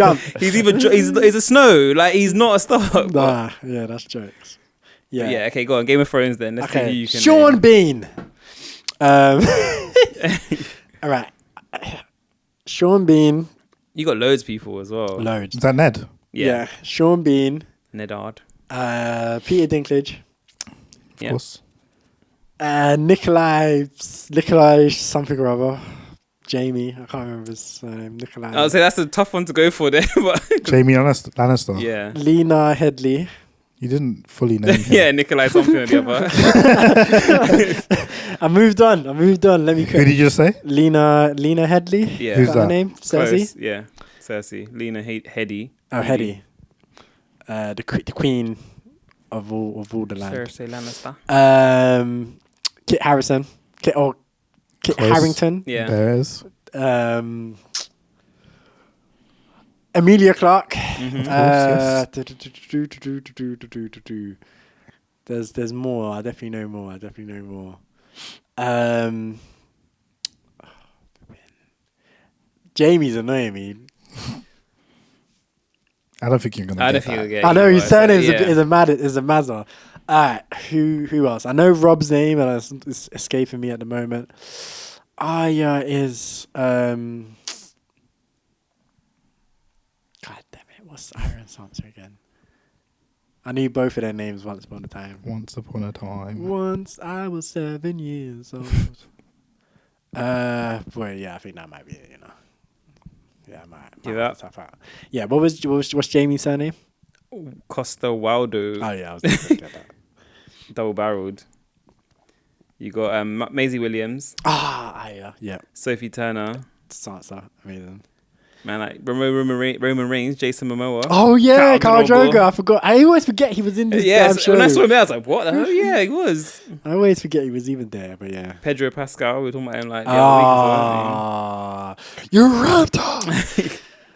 And you murdered our children! Oh my god, what a G. I can't remember Joffrey either. Jack Gleason. Oh yeah, ban him. Alfie Allen, Lily Allen, Theon. Wait, man. Nathalie Emmanuel. What's Rob Stark? Richard Madden. Ah, yeah. You raped her. You murdered her children. Who's Talisa Stark? Huh? Talisa. Let me see. Is she the old lady? Oh, it's she's Rob's wife. Oh yeah. Oh. She black? No, wasn't Rob's wife black? She was foreign. She wasn't black. Oh, okay. Why are you laughing? I'm just remembering the wedding. It's funny to you, was it? It was funny to me because obviously I watched it late and everyone was hyping up this red wedding. It was crazy. And then when it happened, I was like, "This is crazy." It was nuts. Yeah. I was like, "Damn, man! I should have been watching this some time ago." What am I doing? Yeah. When I was watching it, when I watched it just the other day, the person I'm watching it with was like, "No, I'm not watching it." It was just funny. But yeah. So yeah, I should have done better with that, but hey, I think I did all right. There's so many names though. There is, yeah. I feel like if you're remembering like characters and faces and stuff, then it's probably easier as well. But like, yeah, trying to remember actual names and stuff it's hard. Yeah, and that's like I've watched a lot of Game of Thrones. Like, yeah. I watched it through twice when it was airing, because maybe more than that. Because what I would do, but I used to have so much time. I miss being young, because what I used to do was every time there's a new season, you just watch it back again. All of it, yeah. exactly. So like, I started on season 3. I started when I was on season 3 or 4. So I think it was 3, because I watched the Red Wedding more or less kind of when it happened. Red Wedding season 3, I think. Season 3, end of season 3. Yeah, and I watched it more or less when it happened. So I think when I started it was on season 3, and I watched it. Boom. And then when season 4 was coming out, I watched it back. Season 5, watched it back. Season 6. So I've watched a lot of Game of Thrones. Yeah. And then when it finished, I watched it all again, just for the kicks, sometime between now and then. And then obviously recently I've been watching it again. So I've watched a lot of Game of Thrones. So I'm like, yeah. But then obviously, yeah, when you're watching it, you're not taking in the characters, like the actor. You're taking the character. Yeah. Like if you did if we did a quiz of like, put the faces up there and you have to give their names to it. I reckon that's easier as well because you have the face. Yeah. But all right. Yeah, just the real thing, I need to name everyone, me and you, Bez, before we go for our break, really quickly. We need to name the characters of our thing. You go first. The actors? Well, the actors. The actors of the character. Other than maybe the kind of like these ones, the anime, and cartoon ones, because those are a bit more difficult. Yeah, okay, I can probably do that. So you got Captain Cold, that's Michael Scofield, already forgetting his real name. Wentworth Miller. Yeah. Will Smith, Deadshot. Yeah. What's his name? The Joker, Heath Ledger. Yeah. Joffrey Baratheon, Jack Gleason, said. Samuel Jackson, Jules. Chris Tucker, Ruby Rod. No idea Darth Maul's name. Yeah, no idea who the actor is for that. Okay. Spider-Man, that's Homecoming, so Tom Holland. Yeah. Killmonger, Michael B. Jordan. Yeah. Black Panther, Chadwick Boseman. Yeah. Yondu, I don't know Yondu's real name. I know, I can see his face as Merle from Walking Dead. That's what I call him. Heimdall, Idris Elba, Iron Man. That doesn't count. No, yeah. It's not thingy, is it? It's not Avengers one. Yeah. All right, fair enough. You did pretty well. So Darth Maul was Ray Park. Yeah, never would have got that. And what was the other one? Yondu. Meryl from Walking Dead. Mel Dixon. I'm going to call him. It was Michael Rooker. Yeah, I wouldn't have got that either. Mine is going to be... there's a few I definitely don't know. Okay. I can reckon yours. I feel like you could do all of them. There's a few I don't know, and I'll explain them when I get there. So, okay, Natasha Romanoff, first of all, Scarlett Johansson, Groot, Vin Diesel, Korg is, well, I don't know Meek for sure. Korg is Taika Waititi. Yeah. Broforth Thor is Chris Hemsworth. Black Panther, once again, Chadwick Boseman. Shuri is Letitia Wright. Agent Carter, I don't have a clue. I can't remember her name. I know the character, Peggy, what's her face? But no. Punisher, Wolverine, Spider-Man, Deadpool, and Gwenpool don't count. They're none of the movies. Olivia Moore, I do not know. Fish Mooney is Jada Pinkett Smith. Mm-hmm. Wonder Woman is... I want to get rid of her now. she annoys me, Gal Gadot. Harley Quinn is Margot Robbie. Grey Worm, I don't know. Sonny Corleone, I don't know. Morpheus is Lawrence Fishburne. Johnny Silverhand is... Keanu Reeves. There you go. Yeah, Keanu Reeves. But yeah, so I don't know Agent Carter, I don't know Olivia Moore, and I don't know Grey Worm. Grey Worm. I'm annoyed that I don't know these Which was ones. another... I know Grey Worm. He is... I should know this. I feel like I should know Peggy Carter as well. I used to know Vegeta as well, but I can't remember Vegeta. No, is Christopher Sabat. Is Christopher Sabat Vegeta, or is he Goku? He's Vegeta. Oh, yeah, Chris Sabat. Grey Worm is a singing man. Yeah, he does the music now. Yeah, he did music at the time. I just don't remember his name. Peggy. I should know. I feel like I should know her name. That is her first name. Haley Atwell or something like that. Yeah. Haley Atwell. Yeah, that's. Grand. I was thinking I should know that one. I should know Olivia Moore as well. I should know Grey Worm and Olivia Moore. I might have to rewatch iZombie, man. iZombie was actually sick. I watched that when I had COVID in 2021. Damn, you're a madman. I know, I'd already started it, and then I got COVID, and so I continued watching it, and I was like, yeah, no, this is very good. I watched it like a week because obviously I was just in bed. That's crazy. You're like, is this what the future holds for me? Oh, what's Grey Worm's name, man? It's annoying. Should I tell you? Yeah. Jacob Anderson. Oh, of course. I never would have remembered that. Olivia Moore is Rose McIver. Yeah, I never would have got that. Because she's New Zealand. She's Kiwi. I always forget because I remember I saw an interview of her talking in her normal accent. I was like, Bomba Club. I was like, hurrah. She was in Power Rangers. Yeah, I was going to say she was in something, wasn't she? Yeah, Power Rangers. I was like, damn, this accent. Like, sound nothing like this in the show. And like her whole energy, everything was different. I was like, bloody hell. Like, she's a good actress. That's what I'm saying. You know actors are acting. But like sometimes when you see them and they're doing interviews, they're like, this makes sense. Mm-hmm. With her, I was like, you're way too bubbly. Your accent is wrong. Like, you're a completely different person. This is insane. Right. But yeah, it was good. It's good stuff. Not too bad. I couldn't tell you any of the anime though. Other than Chris Sabat. No. I can tell you the Undertaker's Mark Calloway though. Yeah, I've got Randy Orton. Well, that's not his real name, is it? It's Randall. Randall Kennedy Orton. Keith. RKO. Is it Keith? Mm-hmm. No. Gojo, yeah, no idea. Chris Sabat. Luffy, don't know. And then Carmen's played by the Trey Parker or the other one of them. Matt Stone or Trey Parker, one of them. Isn't Kaiba like Chris Sabat as well? Like Kaiba's one of the big ones. I think he probably does like All Might or something.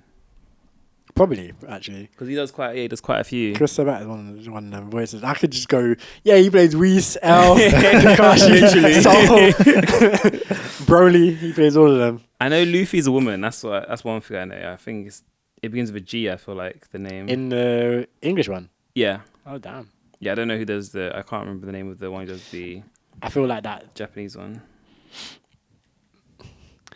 Yeah, I can never watch One Piece. Oh no, Colleen Clickenberg, that's her name. Right then. Anyway, I think that was a good little fun game there. So let's get into our first song real quick. So this one will be, let's play Ghetts, The King's Speech 2023. So this one's just, a little, I think he dropped this on Christmas Day. I'm sure he did. That makes sense. Little Christmas Day rhythm for the peeps. So yeah, this one's Ghetts, The King's Speech. Christmas dinners, conversations over turkey breasts. Right wing or left wing, same bird I guess. Right now somebody homeless, laying on the curb depressed, and you just turned your head and pretended you never heard what's said. London's for the beggars and peasants, they should work instead, so we can tax everything they own, earn and spend. Ironic how a clean suit can cover up the dirt on men. I'm from a place where kids wake up late and die an early death. The world map is full of British colonies. History's been speaking for itself, but it's geography. Man's from Jamaica, my girl's from Guyana. Only British royalty that we acknowledge is Diana. Why you have to die, Anna? Wish your car had diverted. Ooh, young boys busting guns before they bust a nut. Now they in the workhouse for life, they'll probably die virgins. They told you about the same event, but it wasn't my version. And we are back. That one right there, shout out to Ghetts. That was the King's Speech 2023. Ghetts' little kind of Christmas message, farewell to 2023 from GH. In the media. Right then, so Katt Williams on Shannon on Shannon Sharpe's Club Shay podcast. He went a bit crazy, you know? Or I feel like you shouldn't say that. He went a bit mad. I feel like you shouldn't say that. No, he went off. He went in. He went off. He actually went off on like everyone for 2 hours and 45 minutes. He put the comedy scene, a lot of his peers and contemporaries, he put them on blast. How long are Shannon Sharpe's podcasts normally? Do you know? I have no idea. Yeah, it must have. Yeah. So they it's just people like so. Shannon Sharpe's podcast, from what I've seen of it, he's got a drink, a cognac. That I don't know if he made it or if he's just partnered with them or something. But basically the premise of it is just like, yeah, like you just come, you have a drink, and you talk, and he asks you questions about your career, whatever. Yeah. And he does get into like some personal stuff, like so with like Dwayne Wade and stuff. He was asking about, I think Dwayne he cheated on Gabrielle Union, so he actually spoke to him about that, and he spoke. I think one of their children is transsexual or something as well, and he spoke about that. So he does kind of get quite in depth with some stuff. So I don't know how long they usually are, but I do know that. I just had a quick look. It's like 2 hours, hour and a half, 2 hours. So I think this is the longest one I can see, but there's a lot of clips in between, so I'm not seeing every individual video. But fair. Yeah, I haven't seen any that's that long. Well, he's got Ric Flair on there for one of them. Hour 50 of Ric Flair. Damn. But yeah, so he just gets people on. They chat, they drink, they have a good time, or whatever. But Katt Williams pulled up with an agenda. He was like, I have X and Y and Z to get off my chest, and he got it off. Like, so Cedric the Entertainer, Steve Harvey, Ricky Smiley, flipping Kevin Hart, not Michael Blackson. No, it is Michael Blackson. Yeah. That's his name. Yeah, Michael Blackson, Tiffany Haddish a little bit. Bez, this is the girl that I can't see. Yeah, I do. Yeah, I recognize her. Sorry, audience. This little aside. We were talking about something in the break. But yeah, so he went off on all of these people about various different things that they've said or done that either about him or situations that he's a part of. For example, Friday After Next and stuff like that. And he was like, I'm here to reply to everything. Like, Shannon Sharpe just losing control of the interview. Like, you know, them ones where like the questions don't even matter anymore because this person, like Cam said it earlier, he was monologuing. And that's pretty much what it was in parts, where it's just Katt just talking and Shannon's just there like trying to be like, now hold on now. Like, whoa. So like even the bit where he's like, you have an unnatural allegiance to losers and it's not like you, which is hilarious, by the way. Like, as a bar, as a line, as a clip, that whole thing where he's just taking a sip of the drink, slowly sip, puts it down, quietly. Just such quiet, and then just adjusts himself in his seat, and then just says, "You have an unnatural allegiance to losers." It's not what's the context? I mean, context of that. The context of that was he was going off on someone. I can't remember who he was going off, and Shannon was like, "Yo, let him live, man, let him live."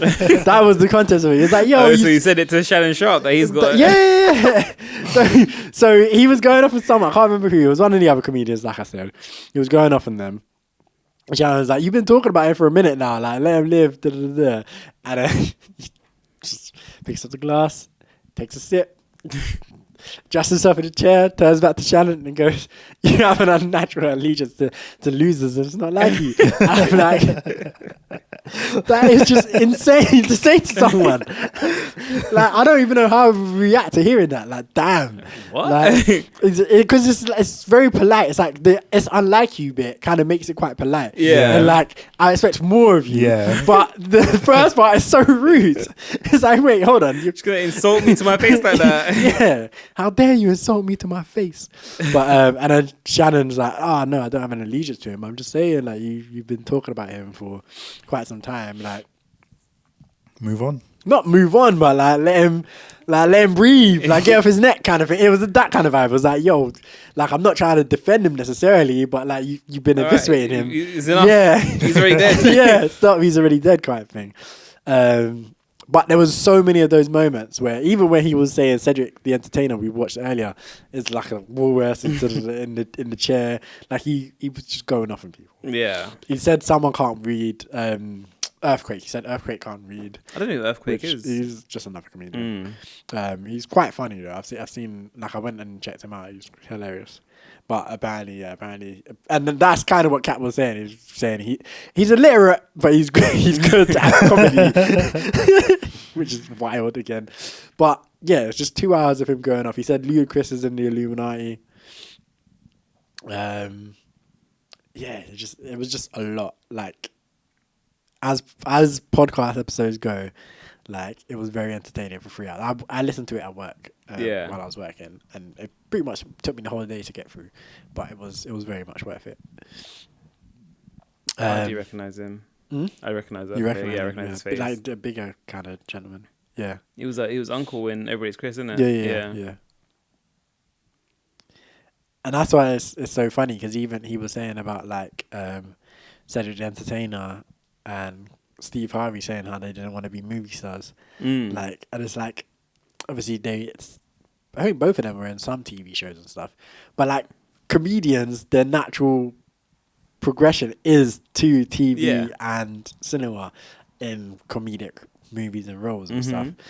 So it was just funny how much he kept going back to that. He was like, you don't want to be a movie star. That's foolishness. Just no one wanted you. And it's like, oh my God. Steve Harvey had his own TV show at one point, I'm pretty sure. So. Steve Harvey's been on TV, like, he's a TV guy. So he's had his own TV show in terms of fiction. Yeah. But also, he's done Family Feud and like the Steve Harvey show or whatever it's called. And now he's doing Judge Steve Harvey as well. So is he still doing Family Feud as well? I don't know. I think he's done with that. But I think he's done with Family Feud now. I think he's only doing Judge Steve Harvey. Okay. Which is ridiculous. Have either of you seen any of Judge Steve Harvey? I didn't even know that was a thing. I can just imagine what it's going to be like though. So it's just like Judge Judy or Divorce Court or any of those kind of things. Except the whole premise is he opens the show. I'm not a lawyer. I'm not a real judge. I'm not this. I solve these cases using common sense and red tete and the third. And it's Steve Harvey common sense. Yeah. So like, yeah, it's crazy. Like some of the stuff that he says and does on the show is just like, what? I can imagine it's quite funny though. But also the cases are ridiculous. Yeah. So yes, I've watched a couple of episodes, or I've watched a couple of reviews of some episodes on YouTube, and it is quite funny. But yeah, it's just very unserious. It's like the Family Feud though is hilarious, but yeah, it's but very unserious. I feel like that sometimes when I saw clips, I was like, this is so forced. Yeah. It's like, so the question would be like, oh, name something beginning with the letter O that every woman wants. And then the person would be like, an orgasm. And he'd be like, oh my God, how could you say that? And it's like, yeah.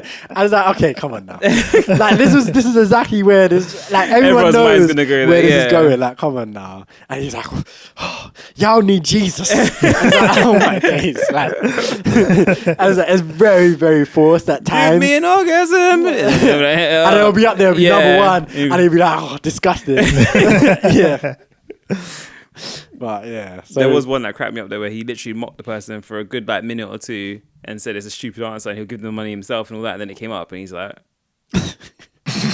that's hilarious. Yeah, it was just so funny. I think the funniest clip I saw that I remember, it was like two dudes and the question was something like, name something your wife does that you would want to change, and they just looked at each other and started shaking it. And he was like, one of you needs to answer. And he was just like, nope. Because obviously it's family food, your wife is right there. Yeah. He was like, nah. Did you see the one where the woman like was shaking her boobs at the guy's face? He started going with his wife like right there. So they were at the thing, obviously at the podium, going to answer, and then he buzzed in first, and she was like, "Come on, Darius!" Like doing that, and then obviously her boobs were bouncing. Oh the my days! This guy's like, "Oh my days!" It's like, and Steve Harvey's like, are you okay, sort of thing? Nah, like, you can't come and embarrass your wife. Ridiculous. On international TV. That's crazy.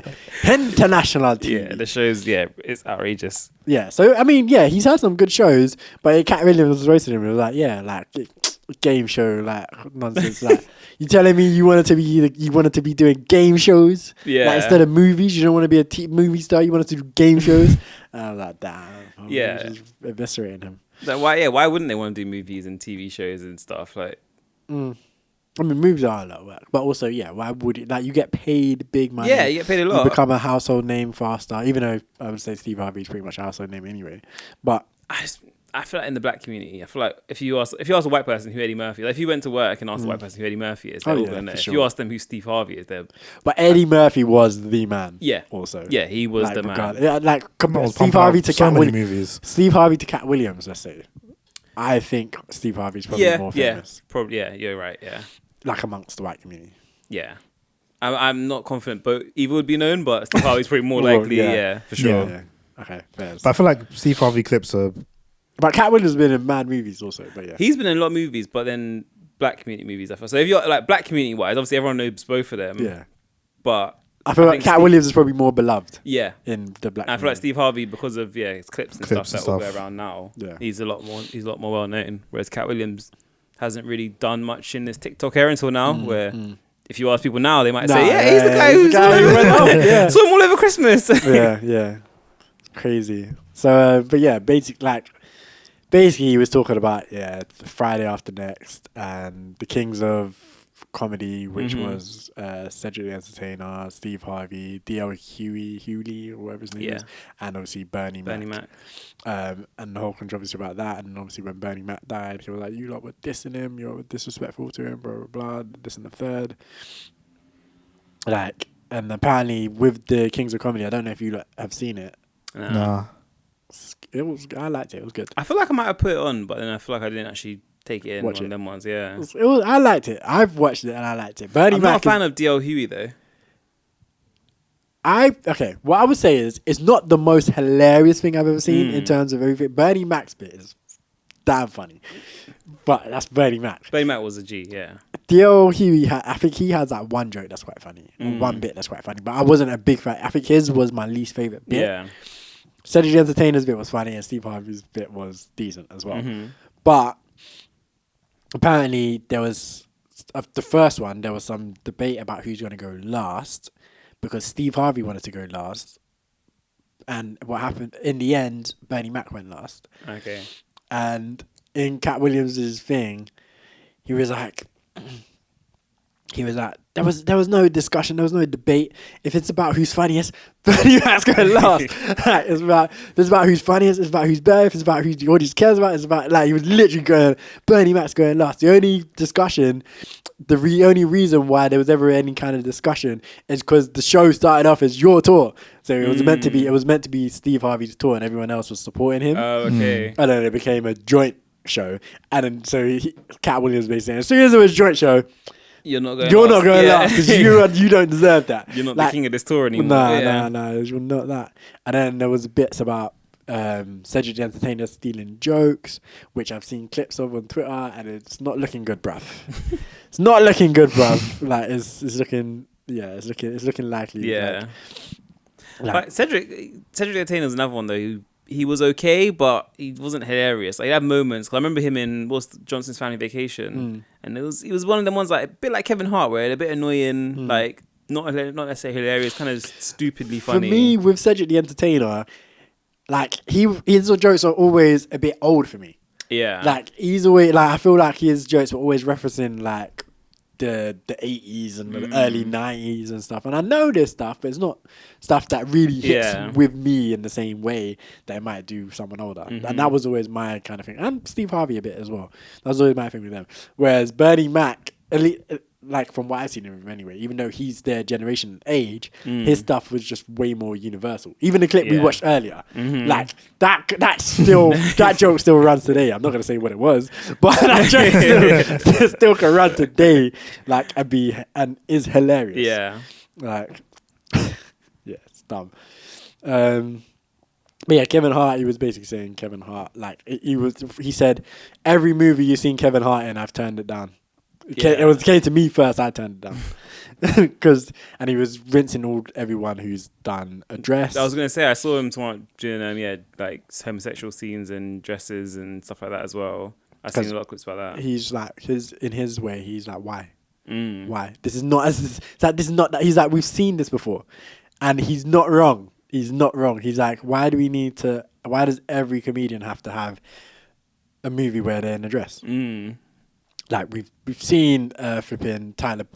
Yeah, we've seen Tyler Perry do Madea. We've seen Martin Lawrence do Big Mama's House. We've seen all of them do Eddie Murphy, Rasputin, Norbit, and all that. Yeah, and even the white comedian actors have done this too. Yeah. So why does everyone need to, like, the joke is old, it's done. It's like a rite of passage for the comedian. So that's what he's saying. He's like, I never wanted to do that. I never wanted to do that. I think everyone's done it. I don't want to do it. Yeah.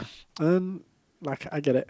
And then also with the homosexual thing, he was like, being gay is not funny. Yeah. He's like, and again, he was saying, also further to the point, he was saying that Friday After Next was meant to have a rape scene. His character was meant to be raped. And obviously he plays a pimp. He was quite nasty.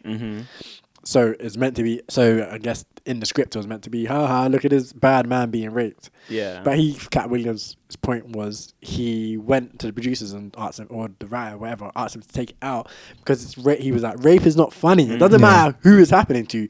Rape is not something we should be laughing and joking about. Which again, I agree with. 100%. Like, so his whole thing is like, let's keep comedy like going forward. Yeah. And even Shannon Sharpe, I think the one good question that Shannon Sharpe did ask, he was talking about Richard Pryor, Eddie Murphy, and someone else, one of the other like classic comedians. And he asked him a question about whether he thinks they would be able to adapt to today in terms of cancel culture and PC culture and all of this sorts of stuff. And Katt Williams was basically like, they're not any less funny because it's a new time. They're not any less of a genius because it's a new time. He was like, they might not have been able to make the jokes that they made back then, but they just wouldn't use those terms or words or joke styles. They would make jokes about what we're living in, like the life that we live now. The genius doesn't disappear just because they're not allowed to say, like the Eddie Murphy clip we watched that earlier. We watched a clip of Delirious, Eddie Murphy's Delirious, and pretty much the first joke is homophobic. He said he was scared about getting into Hollywood because he has nightmares about gay men in Hollywood, and he said that when he dreamed that he went to Hollywood and Mr. T was an F word, and that's just he could never never tell that joke in 2023. Like 2024. Damn, yeah. I'm surprised the joke even is still available. Like they haven't removed it from on YouTube. but they'd have to just beeps remove it out or something, beeps out or something. Because I'm surprised he hasn't been like, he can't, because people will cancel you still for these kind of things. Like I don't think you can cancel Eddie Murphy for that. You can't. But I feel like that's way too old. Like maybe if it was like 2015. Yeah, I guess. Yeah. 2015. 2015, probably. 2015, like some of the audience would have bottled you. Yeah, 100%. Like 2002 or something. I would even say 2002, 2003, like that's when it's probably started. I feel like some early 2010s you could probably get away with it. Nah, because even with the Boondocks, right? People were on the fence about that, and the Boondocks was being critical of people in that way. So like the Boondocks, when like Riley was being a bit homophobic and whatnot, we all know Riley's not the person you're meant to be. You're not meant to be like Riley. No one, like, the show is not saying, yeah, everyone be like Riley. Yeah. Like, so, although some people have no common sense and actually think that. But, yeah, so, but still the show got a little bit, people were, like, said stuff about that because it's like, oh, you're using a bit, like, some wrong words or, like, saying some things that aren't quite cool, blah, blah, blah. And that was, you know, in the 2000s. So, but yes, I can imagine that even the early 10s, you might have got a bit away with it because even Twitter was a bit crazy. I don't say. I feel like So some stuff you can get away with, but I feel like certain things people will be on your back, but you might get away with it. But also, I would say if you might have got away with it at the time, but if people see it and they're like, this was in 2010. I think you still would get cancelled for that. No, that's what I'm saying. Sorry, Kevin Hart lost the Oscar hosting thing over something to do with that, right? Yeah. And it was about the 2010s, no? Yeah. That's what my point was, because obviously the Eddie Murphy clip was from, what was it, the 80s? 83 or 87. If he had done that in the 2010s, it might have flown at the time. But then now, if people saw that, they would cancel. Yeah, for sure. But basically he was saying, his whole thing was we don't need to offend to be comedic, and if people are saying that these words or these jokes hurt us, we don't need to tell them. We can, if you're good, you can find other jokes and other words to use to say something funny and make it. And I was like, damn, like, it's good because we've had so many comedians over the last 5 years or so just be on this, I can't say anything anymore. Yeah. Like, and it's like, Or I'll just do what I want, like Dave Chappelle. I just say whatever. Cancel me if you want. Cancel I me. don't care. And Ricky Gervais as well. Yeah. Like, just whatever. I'll say what I like and then whatever. I'll deal with the consequences. But both of them, like I said, I feel like they've just, every time I hear about Dave Chappelle or Ricky Gervais, it's like, oh, he's told another transsexual joke. And it's like, bro, are you not bored?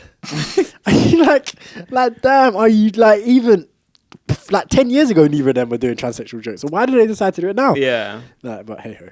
It's relevant. I guess so. It's what's on their mind, isn't it? It's that. And I guess, that's comedy at the end of the day. You tell what you know.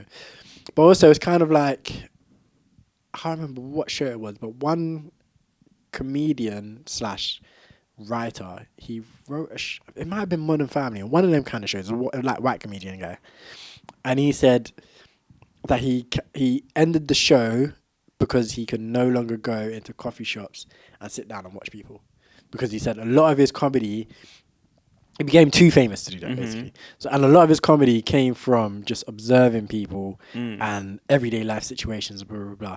And when he stopped being able to do what quote unquote normal people could do because he was too famous or maybe too rich or too whatever, he was like, I had to end the show. I think it was Modern Family. He was like, I had to end the show because now he has no material. I have no material. And when people around him, then just because they wouldn't be normal. Everything around me is different. So now I can't riff off of what I'm experiencing. And I kind of, when I like listen to Dave Chappelle, I don't really listen to Ricky Gervais, so I can't really talk about him. But when I listen to Dave Chappelle, sometimes I do get that vibe of you're living a life now that's maybe more comfortable than than the Chappelle Show days for sure. Yeah. And you just have less to talk about, so now you're just hyper focused on this one thing. Yeah. And then you're making that your entire focus. It was interesting because Dave Chappelle used to be hilarious. He did, Chappelle Show was jokes. Hilarious. Like, to this day, whenever someone mentions Rick James, I just go, I'm Rick James, bitch.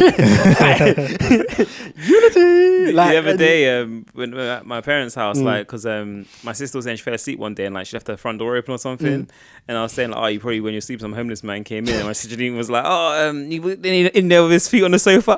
Yo, catch him. Like to this day, like, but yeah. So I just feel like maybe it's a bit of that in that he's just not good inspirations to tell other jokes. And because of he told the one joke or whatever joke, and then he got backlash. Yeah. And then that's a big part of his life. So then now he's reacted to the backlash, and then the backlash is reacting here, and it's just a self-fueling thing of like he's trapped in that loop of thing, which is why it becomes the only thing he's talking about. Yeah, because I guess like Marlon Wayans, for example, I watched his last stand-up. I think the whole thing was literally about the Will Smith and Chris Rock's lap. Like the whole thing felt like it was about that because there's nothing much you can probably think of to talk about as a rich person. Yeah, it's just like I was scrolling through Twitter one day and this person said this to me, and then make a joke about that. I mean, that's what else? You go down the shops and you're not. Because life is too comfortable. Like, a lot of comedians, like when they start off, a lot of their material is about life. Like, I was at this, or I was at that, or I was driving down the road, or blah. Like even the Kevin Hart video. We watched a lot of little comedy clips earlier, but we watched the Kevin Hart clip earlier, and he starts like, my son was just born or whatever. I've got 2 children now, blah blah blah. Yeah. He starts telling jokes about his son. That's life experience. When you're like Marlon Wayans, like I think his children are all grown now, probably.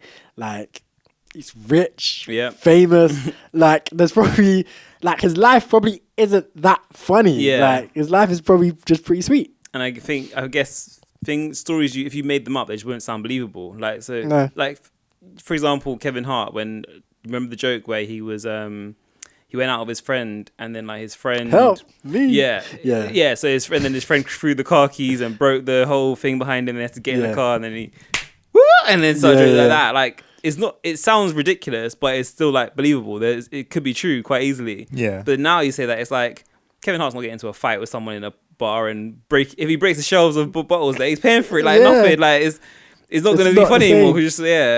Which is so funny because Steve Harvey, Katt Williams accused Steve Harvey of stealing a couple of jokes as well, and there was clips of that as well. They have clips in the thing, or they clips? No, it was just Twitter and stuff afterwards. Because like he said what he said, and obviously Twitter detectives they just went and searched and was like boom. Twitter, so he literally. So the good thing about that is Katt Williams literally referenced that. It was like I said this on this show, and then Cedric the Entertainer said that on that show. So it was very simple to go and look at that, and then look at that, and be like rah. And then Steve Harvey sold not from Katt Williams, someone else. He talked about the joke was. Basically, on Halloween, we didn't have any money, so we dressed up. So my mum sent us out in cardboard boxes. And then when I went to the door, trick or treat, the person opened the door, and I was like, who you meant to be, UPS? Funny joke for Americans, I guess. Yeah. And Steve Harvey took that joke and told it years later on his Steve Harvey show. And the guy came back. After Katt Williams said that, the guy came back. So someone posted a clip and the guy quote tweeted it, the original comedian, and it was like, the worst part is this actually happened to me. Like that joke was like it was real life, and it was just like when I was a child, and I just remembered it when I was preparing for whatever show it was. Yeah, and I thought I could deliver it in a funny way. So and it was quite funny the way he told it. And he's like he's just taking my real life stories and reusing it. Yeah, he's too rich and stuff, and it's like, what are you gonna do other than that? It takes someone else's jokes and try and tell it in a funny way. Because I haven't got anything funny going on in my life at the moment, other than people being rude to me or someone. I feel like you got to transition. Like I feel like you got to do so. If you can't be funny about your life necessarily anymore, I feel like at that point you have to be funny about the world. Yeah. And I feel like that's what Dave Chappelle's trying to do, but he's honing in too much on one thing. Yeah. To be fair, I haven't watched like his last two, so I don't know. It's not necessarily, that's part of it, but it's not the whole things about that. But yeah, he's does have bits on transsexuals and that sort of stuff. Yeah. But I feel like that's what you need to do. You need to be like, or you need to find like some funny things that are going on in the world. Yeah. And talk about them. Like even people like don't do improv no more. Like just cuss people in the crowd. Crowd work. Just go at them. Could do that. Even but you have to be very good for it. That's the other thing. Because if you're telling jokes and not landing, just get piss people off. I feel like crowd work in like huge, massive arenas is hard work. Because can't see people up there cannot they can't see who is chatting about. And especially because like, sometimes the crowd member is shouting back and you respond to what they said. But it's not funny when people up there couldn't hear what the crowd person said in the first place. But like, yeah, but even like, there's so much going on in the world that you could be funny about. Like, how I feel like you could be funny about. Like, even on this podcast, when we talk about stuff, we be cracking jokes, and we're not even like, we're not thinking, we're just talking. Yeah. And we're not stand-up comedians, of course, but we're just talking, and we find some humor in some of these things. So I feel like if you're good at being a comedian, and you sit down and think about it, like, I feel like you can get some. Like, you've got South Park that make episodes every couple months on what's going on in the world, and they're usually quite funny. Absolutely. Like, if someone told the literal South Park not suitable for children, if someone told that flipping same story as a stand-up, I think it would have been funny. Yeah, it'd be hilarious. I think it would have been hilarious. Like, but I guess again with comedy, with stand-up comedy, so much of it is I did this or I did that, and I feel like it's harder to tell it in the second person, or not the second person, the third person. Well, I feel like in that situation you just go. Third. Isn't third when you talk about yourself? No. First person is when you talk about yourself, I. Yeah. Second person is when you talk about someone else, you. Well, second person is when you talk about like another person, as in you. Third person, if you talk about yourself in the third person, you go the Rock. Okay, yeah. But if you're talking about a situation, you go, and then Bez did this, and then Cam did that, and it's not you. All right, yeah.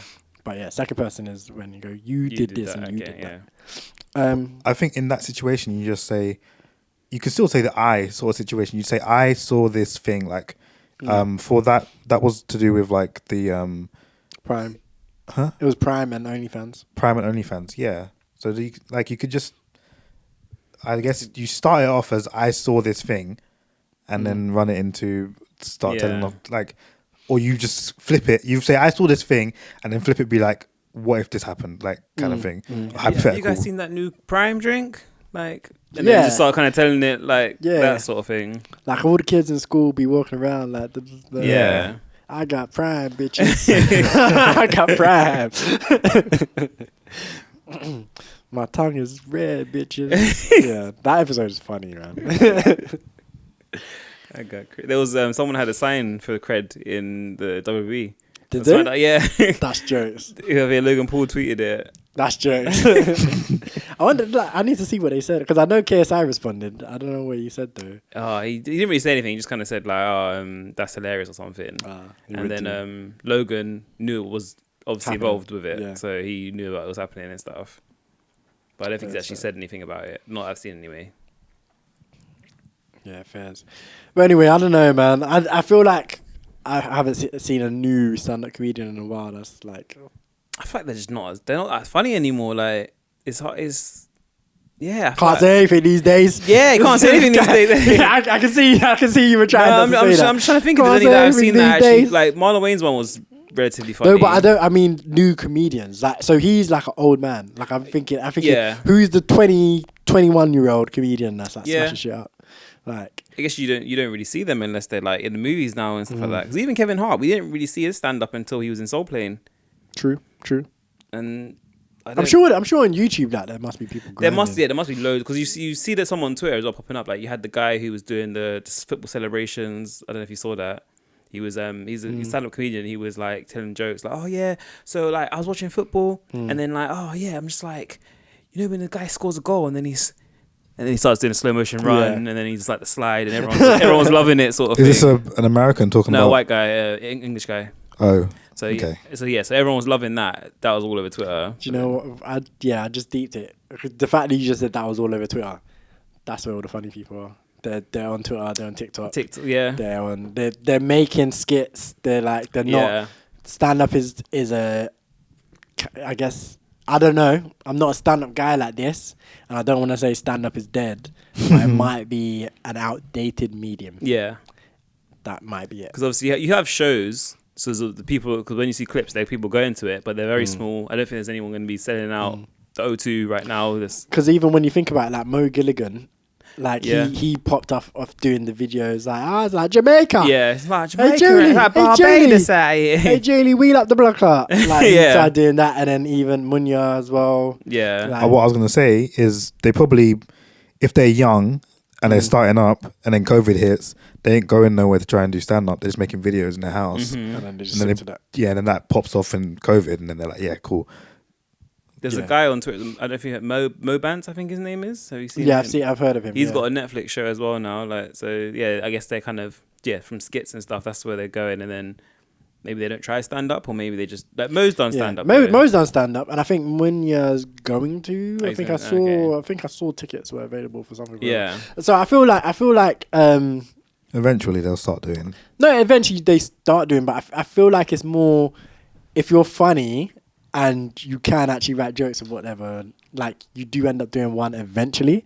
But I think it's instead of being a stand-up comedian, you're more of a personality or a skit maker that has done a stand-up show or has done a couple stand-up shows instead of being like just the old school stand-up comedian. Because their man started in the Apollo and would be there going there every week and telling jokes and that kind of stuff. Katt Williams talks about like he says, I did like when I was starting, I used to do like 200 shows in a year. Yeah, and it's like bloody hell. And I get it because you would do open mics and you would do like you might have some bookings, but then when you're not got bookings and you're still trying to raise your profile, whatever, you would go to whatever open mic night is about and you go here and there and you'd be about. And do you remember Dave Chappelle in Nutty Professor? Like, but when he had the dreads.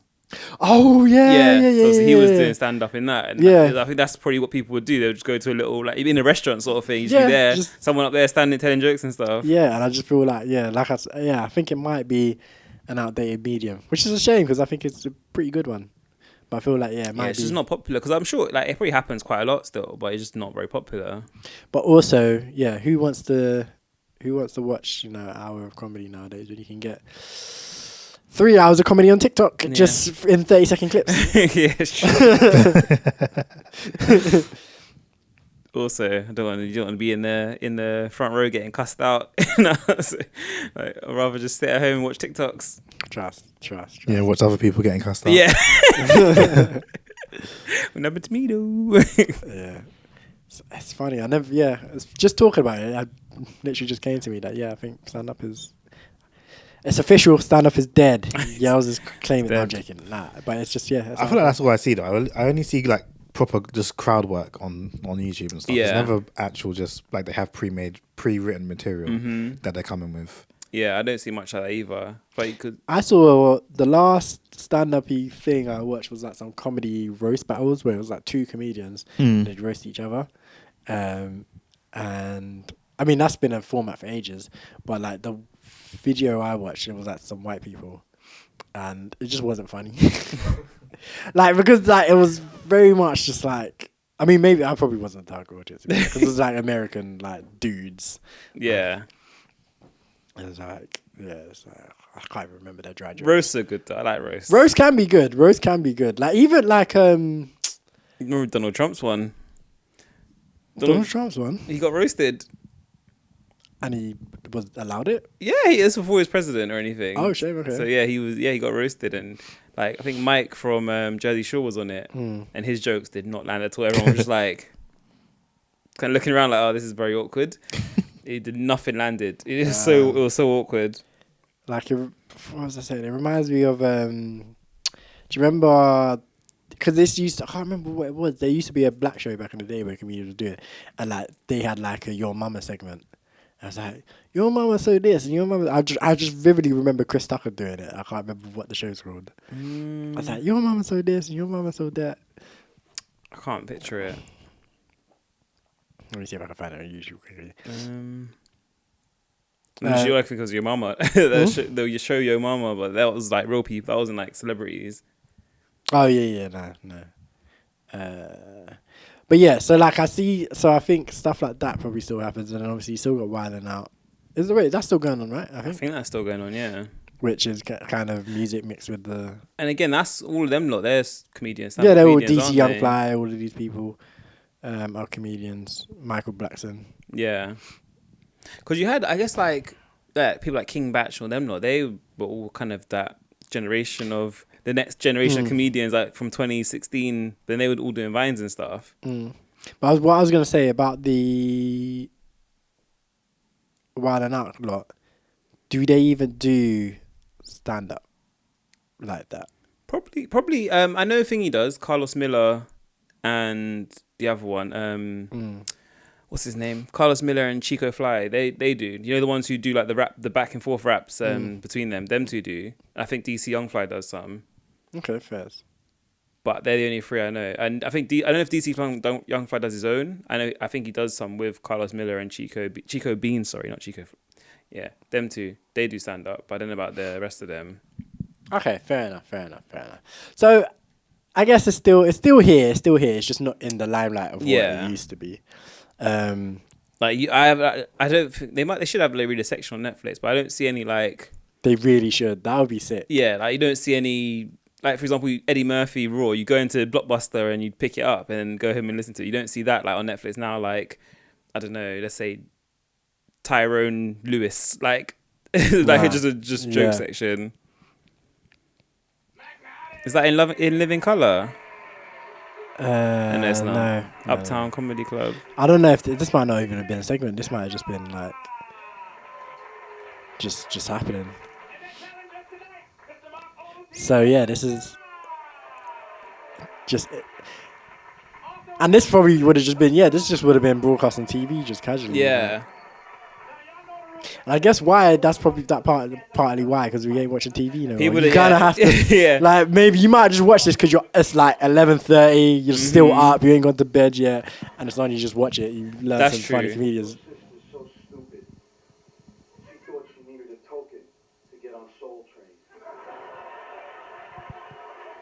Okay.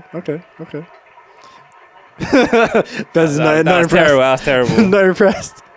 Your sister's so stupid she needed a token to get on Soul Train if you didn't hear that. Okay, Fonzie. Your mother is so old. She knew the Beatles when they were the new kids on the block. Ooh. Chris Tucker's mad young here. Yeah. Say, man.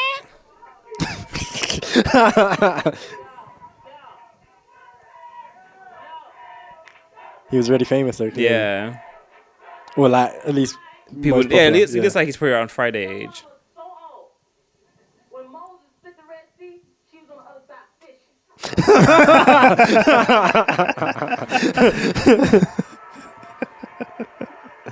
That's to say, I like jokes that aren't obvious. Like, your mom was so old, she was there when Moses parted the Red Sea. No. Like, your mom was so old, when Moses parted the Red Sea, she was there fishing. It's funny. Ooh, that was aggressive. Ooh, that was a very aggressive. You only say that because she's a woman. If she was a man saying that, you wouldn't have said that. It was the delivery of it. It was crazy.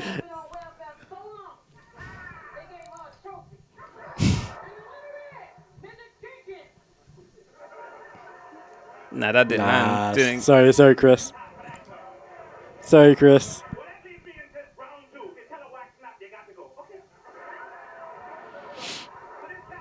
I call it snaps as well. This is way old. Yeah, I was snapping on him. Snap.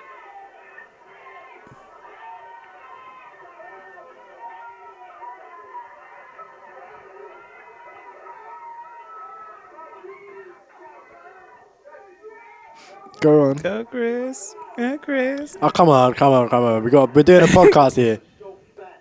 Ooh. Oh. How fat is she? Oh. the judge knew it was coming. He started laughing early before the punchline. Oh, you win? He won? It's over? The other guy doesn't even got anything back yet. It was Chris Tucker. He dipped. He said it to Chris. Yeah, he did, but then he just dipped. He just moved. He didn't have anything back to say. He just stepped off. You're choking. He's choking. You choke artist. Nah, there's like a minute left of the video. Someone must reply. He's a choke artist.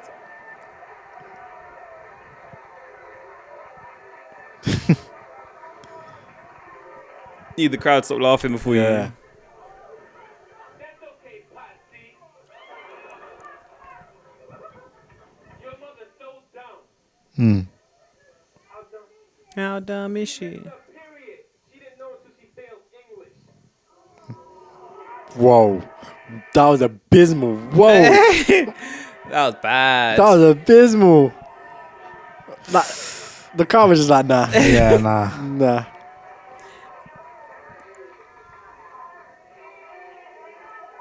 This is like Wild Out, and he just get Yeah. Wild Out has had some funny moments. Yeah.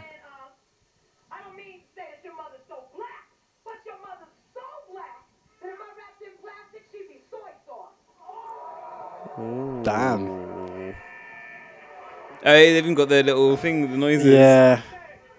That wasn't that great. Why is she so aggy though? Not even because she's a woman, but you. Oh, so because she's.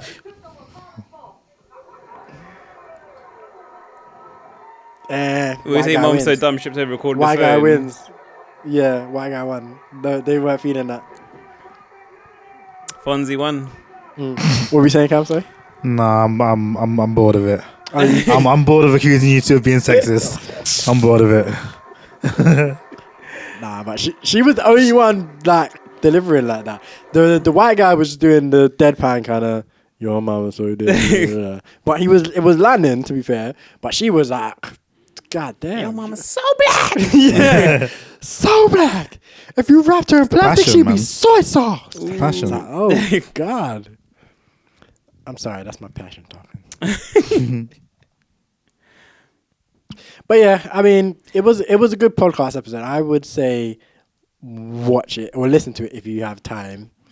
If you don't have time, look at some of the clips because some of them be hilarious. And yeah, just know that for 2024, the phrase you have an unnatural allegiance to losers and it's not like you is very much going to be used. Like That's going to be the January thing. It's like, you know how they always have a thing for every month? Yeah. Like, that's the January thing. Katt Williams in that phrase. And it's only day 6, day 7 now. Yeah, bro, I can't lie though. The tears in my face when I heard that. Because it was just, I was like, what's he going to say? And I watched it, I didn't see it on Twitter or nothing. I just saw that. And I was just looking at my phone like, what's he going to reply to this? And because it's just the pause, everything. I was like, you have an unnatural allegiance to losers and it's not like you. And it's just the tone, everything. It was perfect. It was well delivered. Prince. But yeah, I think let's get into the watch list and wrap up this episode. Who wants to Are we go all first? pulling out our notions? Bez's got the notion now. He's on the notion wave now. I've watched quite a lot, as I was saying, because obviously I've been off, so yeah, I've just been just breezing through stuff. Let's see, where's the app gone? Also, if you're listening to this and you've got some new comedians to recommend, tweet us. For sure. At 5 Letters Podcast and let us know. The watch list. All right, so I've been watching Arsenal All or Nothing, the Amazon Prime documentary. You're watching that again? Didn't you watch it when it was? I watched it, a couple of years ago, but I was bored. So I was like, I think I had nothing to watch. I was like, let me just watch it. And yeah, it's good. It was 2020, no? 2021? 2021, yeah. Okay. Yeah. 2022. Early 2022, maybe. Okay. So yeah, I've been rewatching that. Watched Euro Trip again. Because, yeah. Scotty doesn't know. Scotty doesn't know. Don't tell Scotty. Great film. Jujutsu Kaisen. Obviously, yeah, that's finished now. So, yeah, man. Need to get into that, yells. I will. Great stuff. I went and watched Night Swim yesterday. It's a new movie that came out.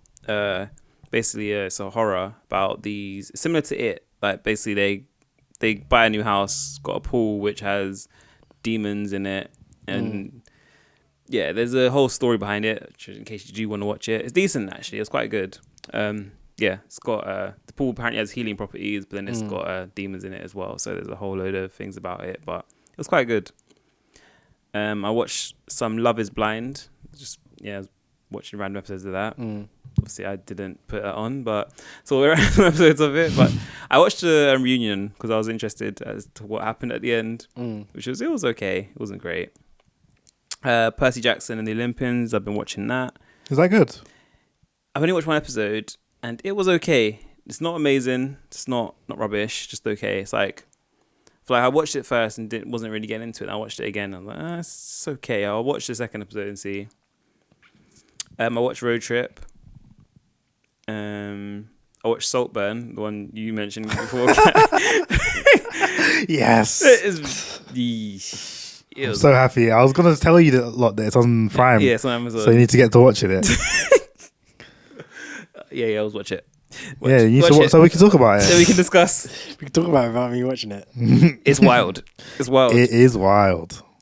It's not bad though. It's weird, but it's okay. Yeah, that's what it's like. It's a well put together movie, but the story is wonky. Okay. And then the ending of it is just like, so what? What the hell? Yeah, it's alright. I watched something on Netflix called The Brother's Son. It's a new thing that just came out. It's got the mum from the main character in Everything Everywhere All at Once in it. Michelle Yeoh. Yeah, she's in it. She's like the mum, and then her son's a triad member, and then the dad gets shot or something, and then like he comes over from China to protect his mum and brother, and yeah, kind of stuff going along with that. I've been watching X-Men Evolution, the old school cartoon, which is it's good stuff. Good stuff. Yeah, I like that. That's very good. Yeah, I'm enjoying that. And then I watched something called You Are What You Eat, a twin experiment, which was interesting. It was that sounds unethical as hell. But explain it. So basically, they have two twins, identical twins. Yeah. And they put one on a carnivore diet or omnivore diet, and one on a vegan diet. Okay. And then they just test them before and then after, I think it's 8 weeks of being on these separate diets, and see the changes that happen with it. Sounds dicey, but okay. Dicey? Why? I mean, I guess it depends. How old are the twins? They were adults. Okay. None of them are kids. They were adults. That makes a lot of sense. There's loads of them as well. It's not just like one set of twins. It's like there's maybe like 10 to 12 or plus sets of twins. Okay. That's fair. Because I was, Duolingo, how they put out the articles and stuff. Yeah. My mind was just instantly going to children, because one of the recent articles they put on the feed on Duolingo was about what would happen if you take two children from birth and keep them away from people so that they don't learn a language. What would they make up their own? And in theory, the theory is that those two children would make up their own language. Yeah. But it's a study that can't be conducted because it's entirely unethical. Yeah. So right. Just entirely unethical to be like, okay, we're just gonna take your baby and make sure that they have no human interaction. Yeah, that's pretty messed up. Yeah. But what if the parents want to do it themselves to their children? Oh my god. It's the children. No, but what's somebody thinking the children? I'm concerned. I'm extremely intrigued by that concept. You shouldn't have put that in my mind. I might do that. Cam just walks in the room with food. No, doesn't say a word. Just walks in, just food. Why am I walking in? Just put the food through the gap, bro. Come on. No human interaction whatsoever. No affection, no nothing. Damn. Oh man, but yeah, this one is literally so it's a set of adults. It's you got like two South African women, two like young lads who are like probably in their early 20s, some in their 40s, and what were the results? So for all of them, I think they lost like visceral body fat, which is basically your inner organs ones. So they lost, all of them went down on that, eating a vegan diet. The omnivore one, most of them gained muscle and lost fat. I think what they're training as well. Yeah, so so it's training and stuff. So the two boys, their dad's a bodybuilder. I think they're kind of doing bodybuilding and weight training as well. So so they, like, one of them gained quite a lot of muscle, and then the other one gained a bit of muscle, but not as much. But it was interesting. I thought it was quite good. And then but it felt like it was very much a documentary about trying to push people towards veganism, because it wasn't just them talking about this, it was them talking about why you'd be a vegan, why them showing like these people in the chicken coops who how the chickens are harvested and all this kind of stuff. And the guy's like, what did the 5 fingers say to the face? And then so the guy who's a chicken farmer, he was like, oh, I can't do it anymore. When I realized what it was like, I I got sick of it. So But he was a chicken farmer. He was, yeah, and he didn't know what was going on with the chickens. So he did obviously at first, and then he got to a point where he's like, "No, this is disgusting. I can't do this anymore. I'm sick of it." And then he turned his got rid of all his chickens, and then turned it into like a mushroom harvesting coop, and then he started growing mushrooms and stuff and doing that, farming mushrooms instead. And yeah, they was basically talking about how we're not meant to have as much meat as we have and all this kind of stuff. And it was quite a lot of explaining they did with it. It was interesting though. Yeah, because the thing with like diets and stuff, like this is something I do quite often anyway. Sometimes is, and it's interesting. It's like an interesting thought. I wonder what you guys think about it. But sometimes when I'm making a decision on something, I'll be like, what would a human 1,000 years ago have done in this situation? Or what would this situation have been like? Or what decision, like... And obviously humans 1,000 years ago were not living great lives anyway. Yeah. Or like they were not living the luxurious lives that we live today. Mm-hmm. But sometimes I do think about that. So like, for example, like you just said about the meat, yeah, no human 1,000 years ago is going to have as much meat as the average person has today, because you just want to have access to that. You actually have to go out and hunt that, or someone has to go out and hunt that. And then when you do hunt it, it can only last for however long. Yeah, like you don't have a fridge to keep it in. You don't have a fridge, nothing. Couple of days, whatever.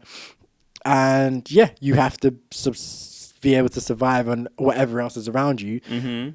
But also, conversely, by the same token, most humans don't have the same access to the same amount of vegetables and stuff that we do. Yeah. Because we're having vegetables thrown in from here, there, and everywhere. Most people had what was around them. Yeah. Which, if you're like in America, the Americans probably were popping off. They had like corn, potatoes, and loads of stuff over there. Loads of space. And, like I feel like a lot of like when I think about the history of a lot of vegetables, a lot of vegetables started in America and it got moved in different places. Yeah. Like, I feel like Europe or like Spain kind of area, they had a lot of fruit and tomatoes and stuff. And then, anyway, yeah, but I often think about, what would a person 5,000 years ago? Yeah. Like, even when I think about like gymming and stuff like that, it's the same thing. I'm like, would a person 5,000 years ago be going somewhere, gym, picking up something, putting it down, picking it up, putting it down, picking like up, actively building muscle. Exercises. And they would just do it, but they would just live naturally, wouldn't they? But that's so I'm like, okay, they would grow or they would build functional muscles through repetition of the activities that they do. So things they need to do to survive. So, for example, I was listening to a podcast a while back. I think it was a Diary of a CEO podcast actually, and the guy on there was basically saying that in the state of nature, humans got their fitness from obviously hunting and farming and stuff. But most humans were not like most humans were not muscular, or you wouldn't expect them to be muscular, because a lot of what they were doing was running. They lifted in terms of, if you hunt a deer, you have to carry the deer back, so you lifted that way. But you spent 3 hours tracking the deer, which involves a lot of like running. I think, and then when you lift the deer, you're walking back, so that's still cardio still as well. So you're not building crazy amounts of muscle. Yeah, like you're getting a lot of stamina and endurance, and that you get obviously you probably got like no body fat. You're just like lean, trim, cut, like it's that vibes. So it's always interesting to me to think about. Like, this is what the paleo diet is, where they literally say, what would a caveman eat? And then you have to just basically eat how a caveman would eat. But they do it wrong. They're like, a caveman just eats meat. And it's just meat like, and berries, basically. Yeah, it's like, but heavier on the berries than meat, for sure. But they're like, nah, we just eat meat. Yeah. And then like a couple berries. Yeah, minimal berries. Yeah. But yeah, that was interesting. I recommend that. It was quite good. It sounds interesting. And then I finished on 100. And that's me. Cam, you got it up? Yep. You can go next then. So I went to watch The Boy and the Heron in the cinema. Was that good? Yeah. I was tempted to go watch that, but it was on at stupid times. It was on like 2:00 and stuff. So I was working. I watched it fine. When did I watch it? I watched it on like the Saturday before New Year's, no, I watched it on the Friday when you lot went to the record shop. Yeah. I watched it on that day. Was it Friday? Yeah, it was Friday. It was Friday, yeah. Yeah, it was good. Just classic Ghibli stuff. And then I watched What If season 2. That wrapped up all right. It was good ending, I think. Mm-hmm. This week I watched all of Upload, that show on Prime. I've been meaning to watch that. Is Robbie it good? Amell. I think the first season's quite good. The second season and the third season are only all right. Okay. Yeah, my sister's been telling me to watch that for a while. And I'm like, I want to watch it, and then haven't bothered. Also, yesterday was the 2-year anniversary. No, the 3-year anniversary of that flipping insurrection that happened in America when they all went to the Capitol. Oh shit! Yeah. That was sorry to cut you off. It's just a random memory of a wild time to be alive. That was hilarious. Literally, that day was absolutely like Twitter. That day was just golden. Like it was so funny. Sorry, Cam. Go on. Obviously, I've been watching Undead Unluck. That's pretty good. I started The Good Fight a few days ago. So say it. Yeah, I will say it. Can't wait for that scene. That scene's gonna be. I want to know the context. Like so badly. I'll let you know. Don't tell me. I'm gonna watch it. You're gonna watch it. It's on Prime. The first 3 seasons are on Prime. Yeah. How many seasons are there? Like 5, isn't it? I think there's 5. Yeah. I really, really, really want to know the. I know it's I know it's a news show. Yeah. But whenever in The Good Wife anyway, whenever they had like news shows, whatever, it always tied into the wider context of the episode. Yeah. So I want to know what the episode was about because that is just insane. You have African American rappers saying N-word this, N-word that. The show is. It's really good. It's like. Because The Good Wife wasn't really like an 18, was it? It was like maybe a 15 at best. Like 12, 15, yeah. Because they're effing all over the place, man. Really? Yeah. This is like legit an 18. Effing and jeffing. Yeah. And it's great. It's obviously the same world. Obviously, it has some of the same characters from The Good Wife, but tonally it just feels just a tad more mature. Yeah. And it makes it fun. Yeah, Julia Margulies is not in it, don't know. Who is that? Alicia. That's Alicia, no. Good. Yeah. Because Will's not in it either, is it? I mean, Will's long gone. I'm joking. But yeah, because we ain't messing with her no more, man. Because what does she do? So over the whole Israel-Palestine stuff, she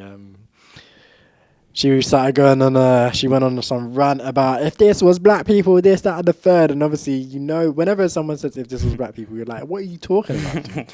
What do you mean? What did she say? If this was black people, what? About the Jewish people. She was like, trying not to get too into it, but she was basically saying that like, black people are supporting Palestine more so than Israel. And she was like, it was the Jewish people who marched for you during civil rights. And you guys are ungrateful. This, that, the third. And it's like, whoa. Hold on there now, Miss Lady. So yeah, we ain't really fucking with her right now. Damn. Yeah. Told you The Good Wife was trash. Told you from day. No, I'm joking. It was a good show. It was a good show. Alright. It was alright. I'm joking. I took a while to get. I remember you were telling me to watch it, and I just couldn't. It took a while before. Yeah.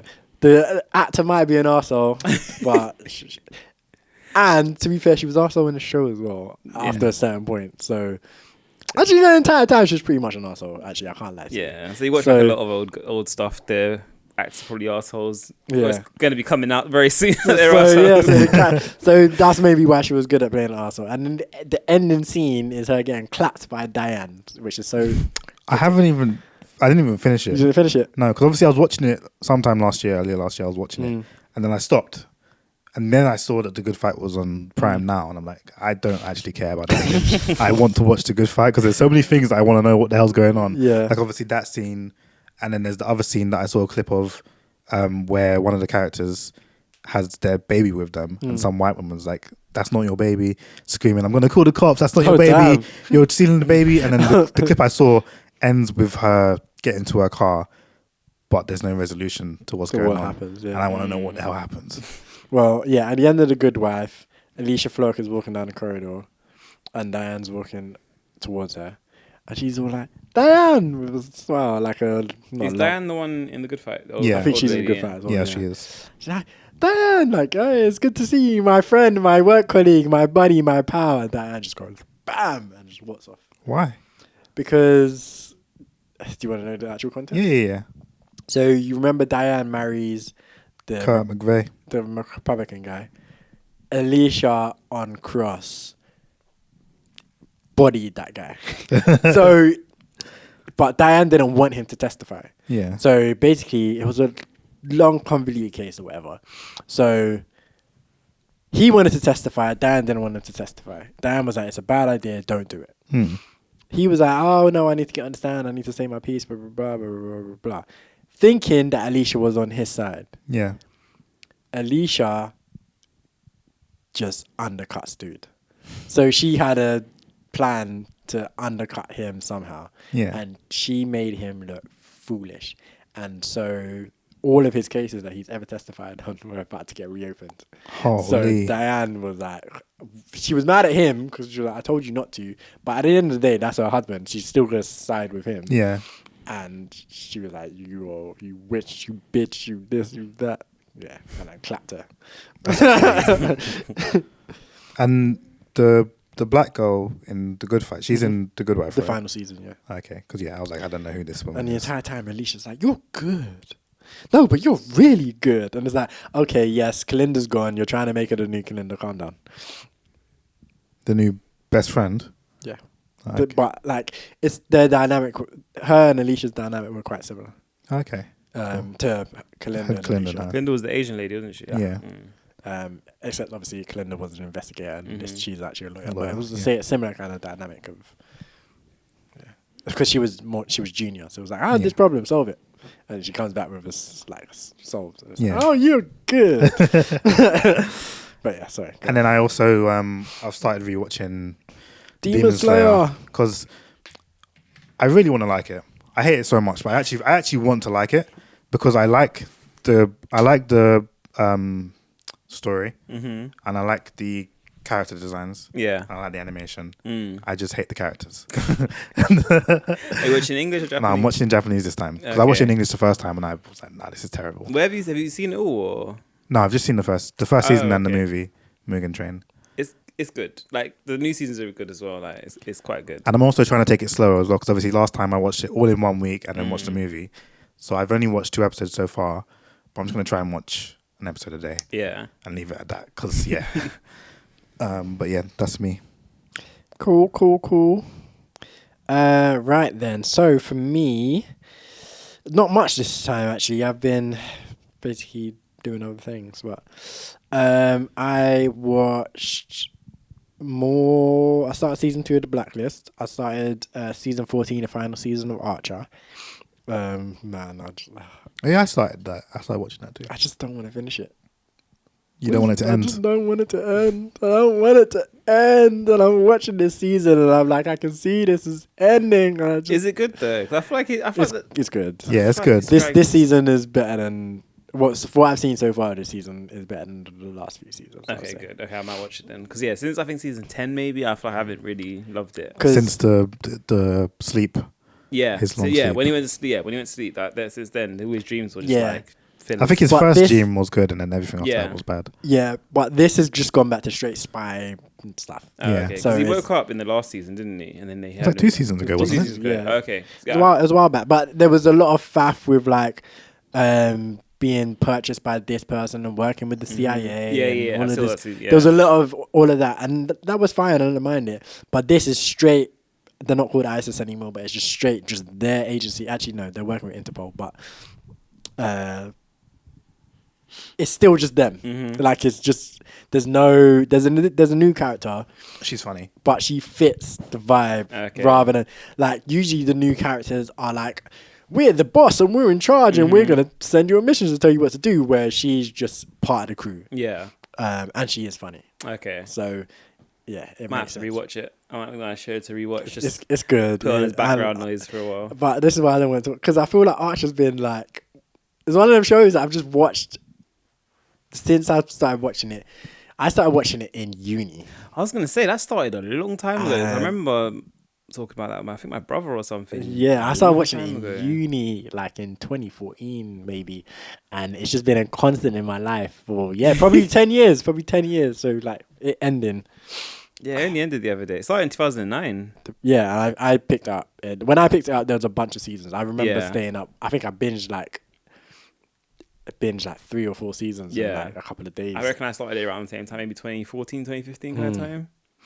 But yeah, so I've been watching that and The Blacklist, like I said, and just continuing with Undead Unluck, Miggy and Dali, the 100 Girlfriends who really, really, really, really love you as well. And that's pretty much it for me, actually, to be fair. Been in quiet 2 weeks. I need to watch Undead Unluck because episode 3 is caught up to where I was in the manga. So I'm like, do I read the manga first or I'll just watch it? But I'm like, I'll watch it. Just watch it. Because you're never gonna be ahead of it. Yeah, I won't. At this point. I'll catch up. If I get the mangas, I'll catch up before the anime gets to the next batch of chapters or whatever as well. So yeah. Because that's the thing, like when we were reading My Hero Academia, at first it was like, I'm way ahead. Yeah. And then by the time it got closer, like, there's just no point. Like, like, it's just going to pass me and it's just going to keep going and going. There's exactly. Trying to be ahead. But yeah, that is it. So we need to decide whether we go drum and bass or do we go drill? I mean, I voted for the drill one to play, so it's up to you two. I guess it's up to Cam because you voted for the drum and bass one. Yeah, you're just like this greasy thing. It was a soft drill. It was not soft. It was I'll wet man up and I'll shank him. Yeah, but the beat was soft. It was like singing. Soft. The beat was soft. If you want singing, play the drum and bass. That was nice singing about how much life we still have to live, even though you may feel like you may not have taken advantage of the life that you live so far. You still have so much more to go. It's positive, beautiful. Yeah, play the drum. Cam? I think the drum and bass. Hey! Okay, so this one is Goddard and Katt Williams, track entitled Wasted Youth.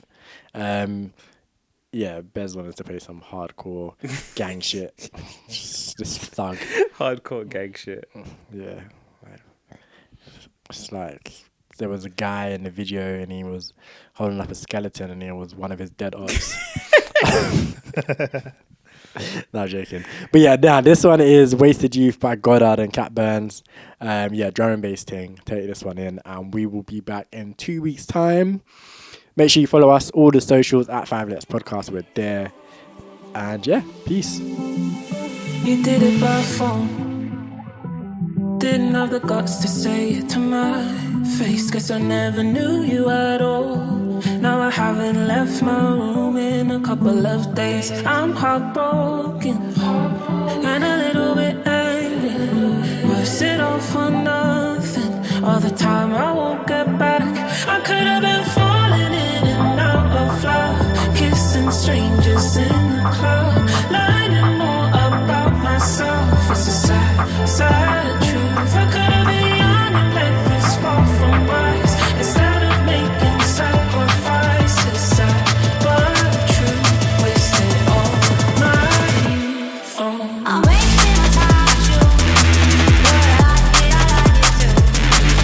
I wasted way through. Wasted all my youth on. I wasted my time with you, but I did too. I wasted way through. Wasted all my youth. I could have been falling in and out of love, kissing. The 5 Letters Podcast.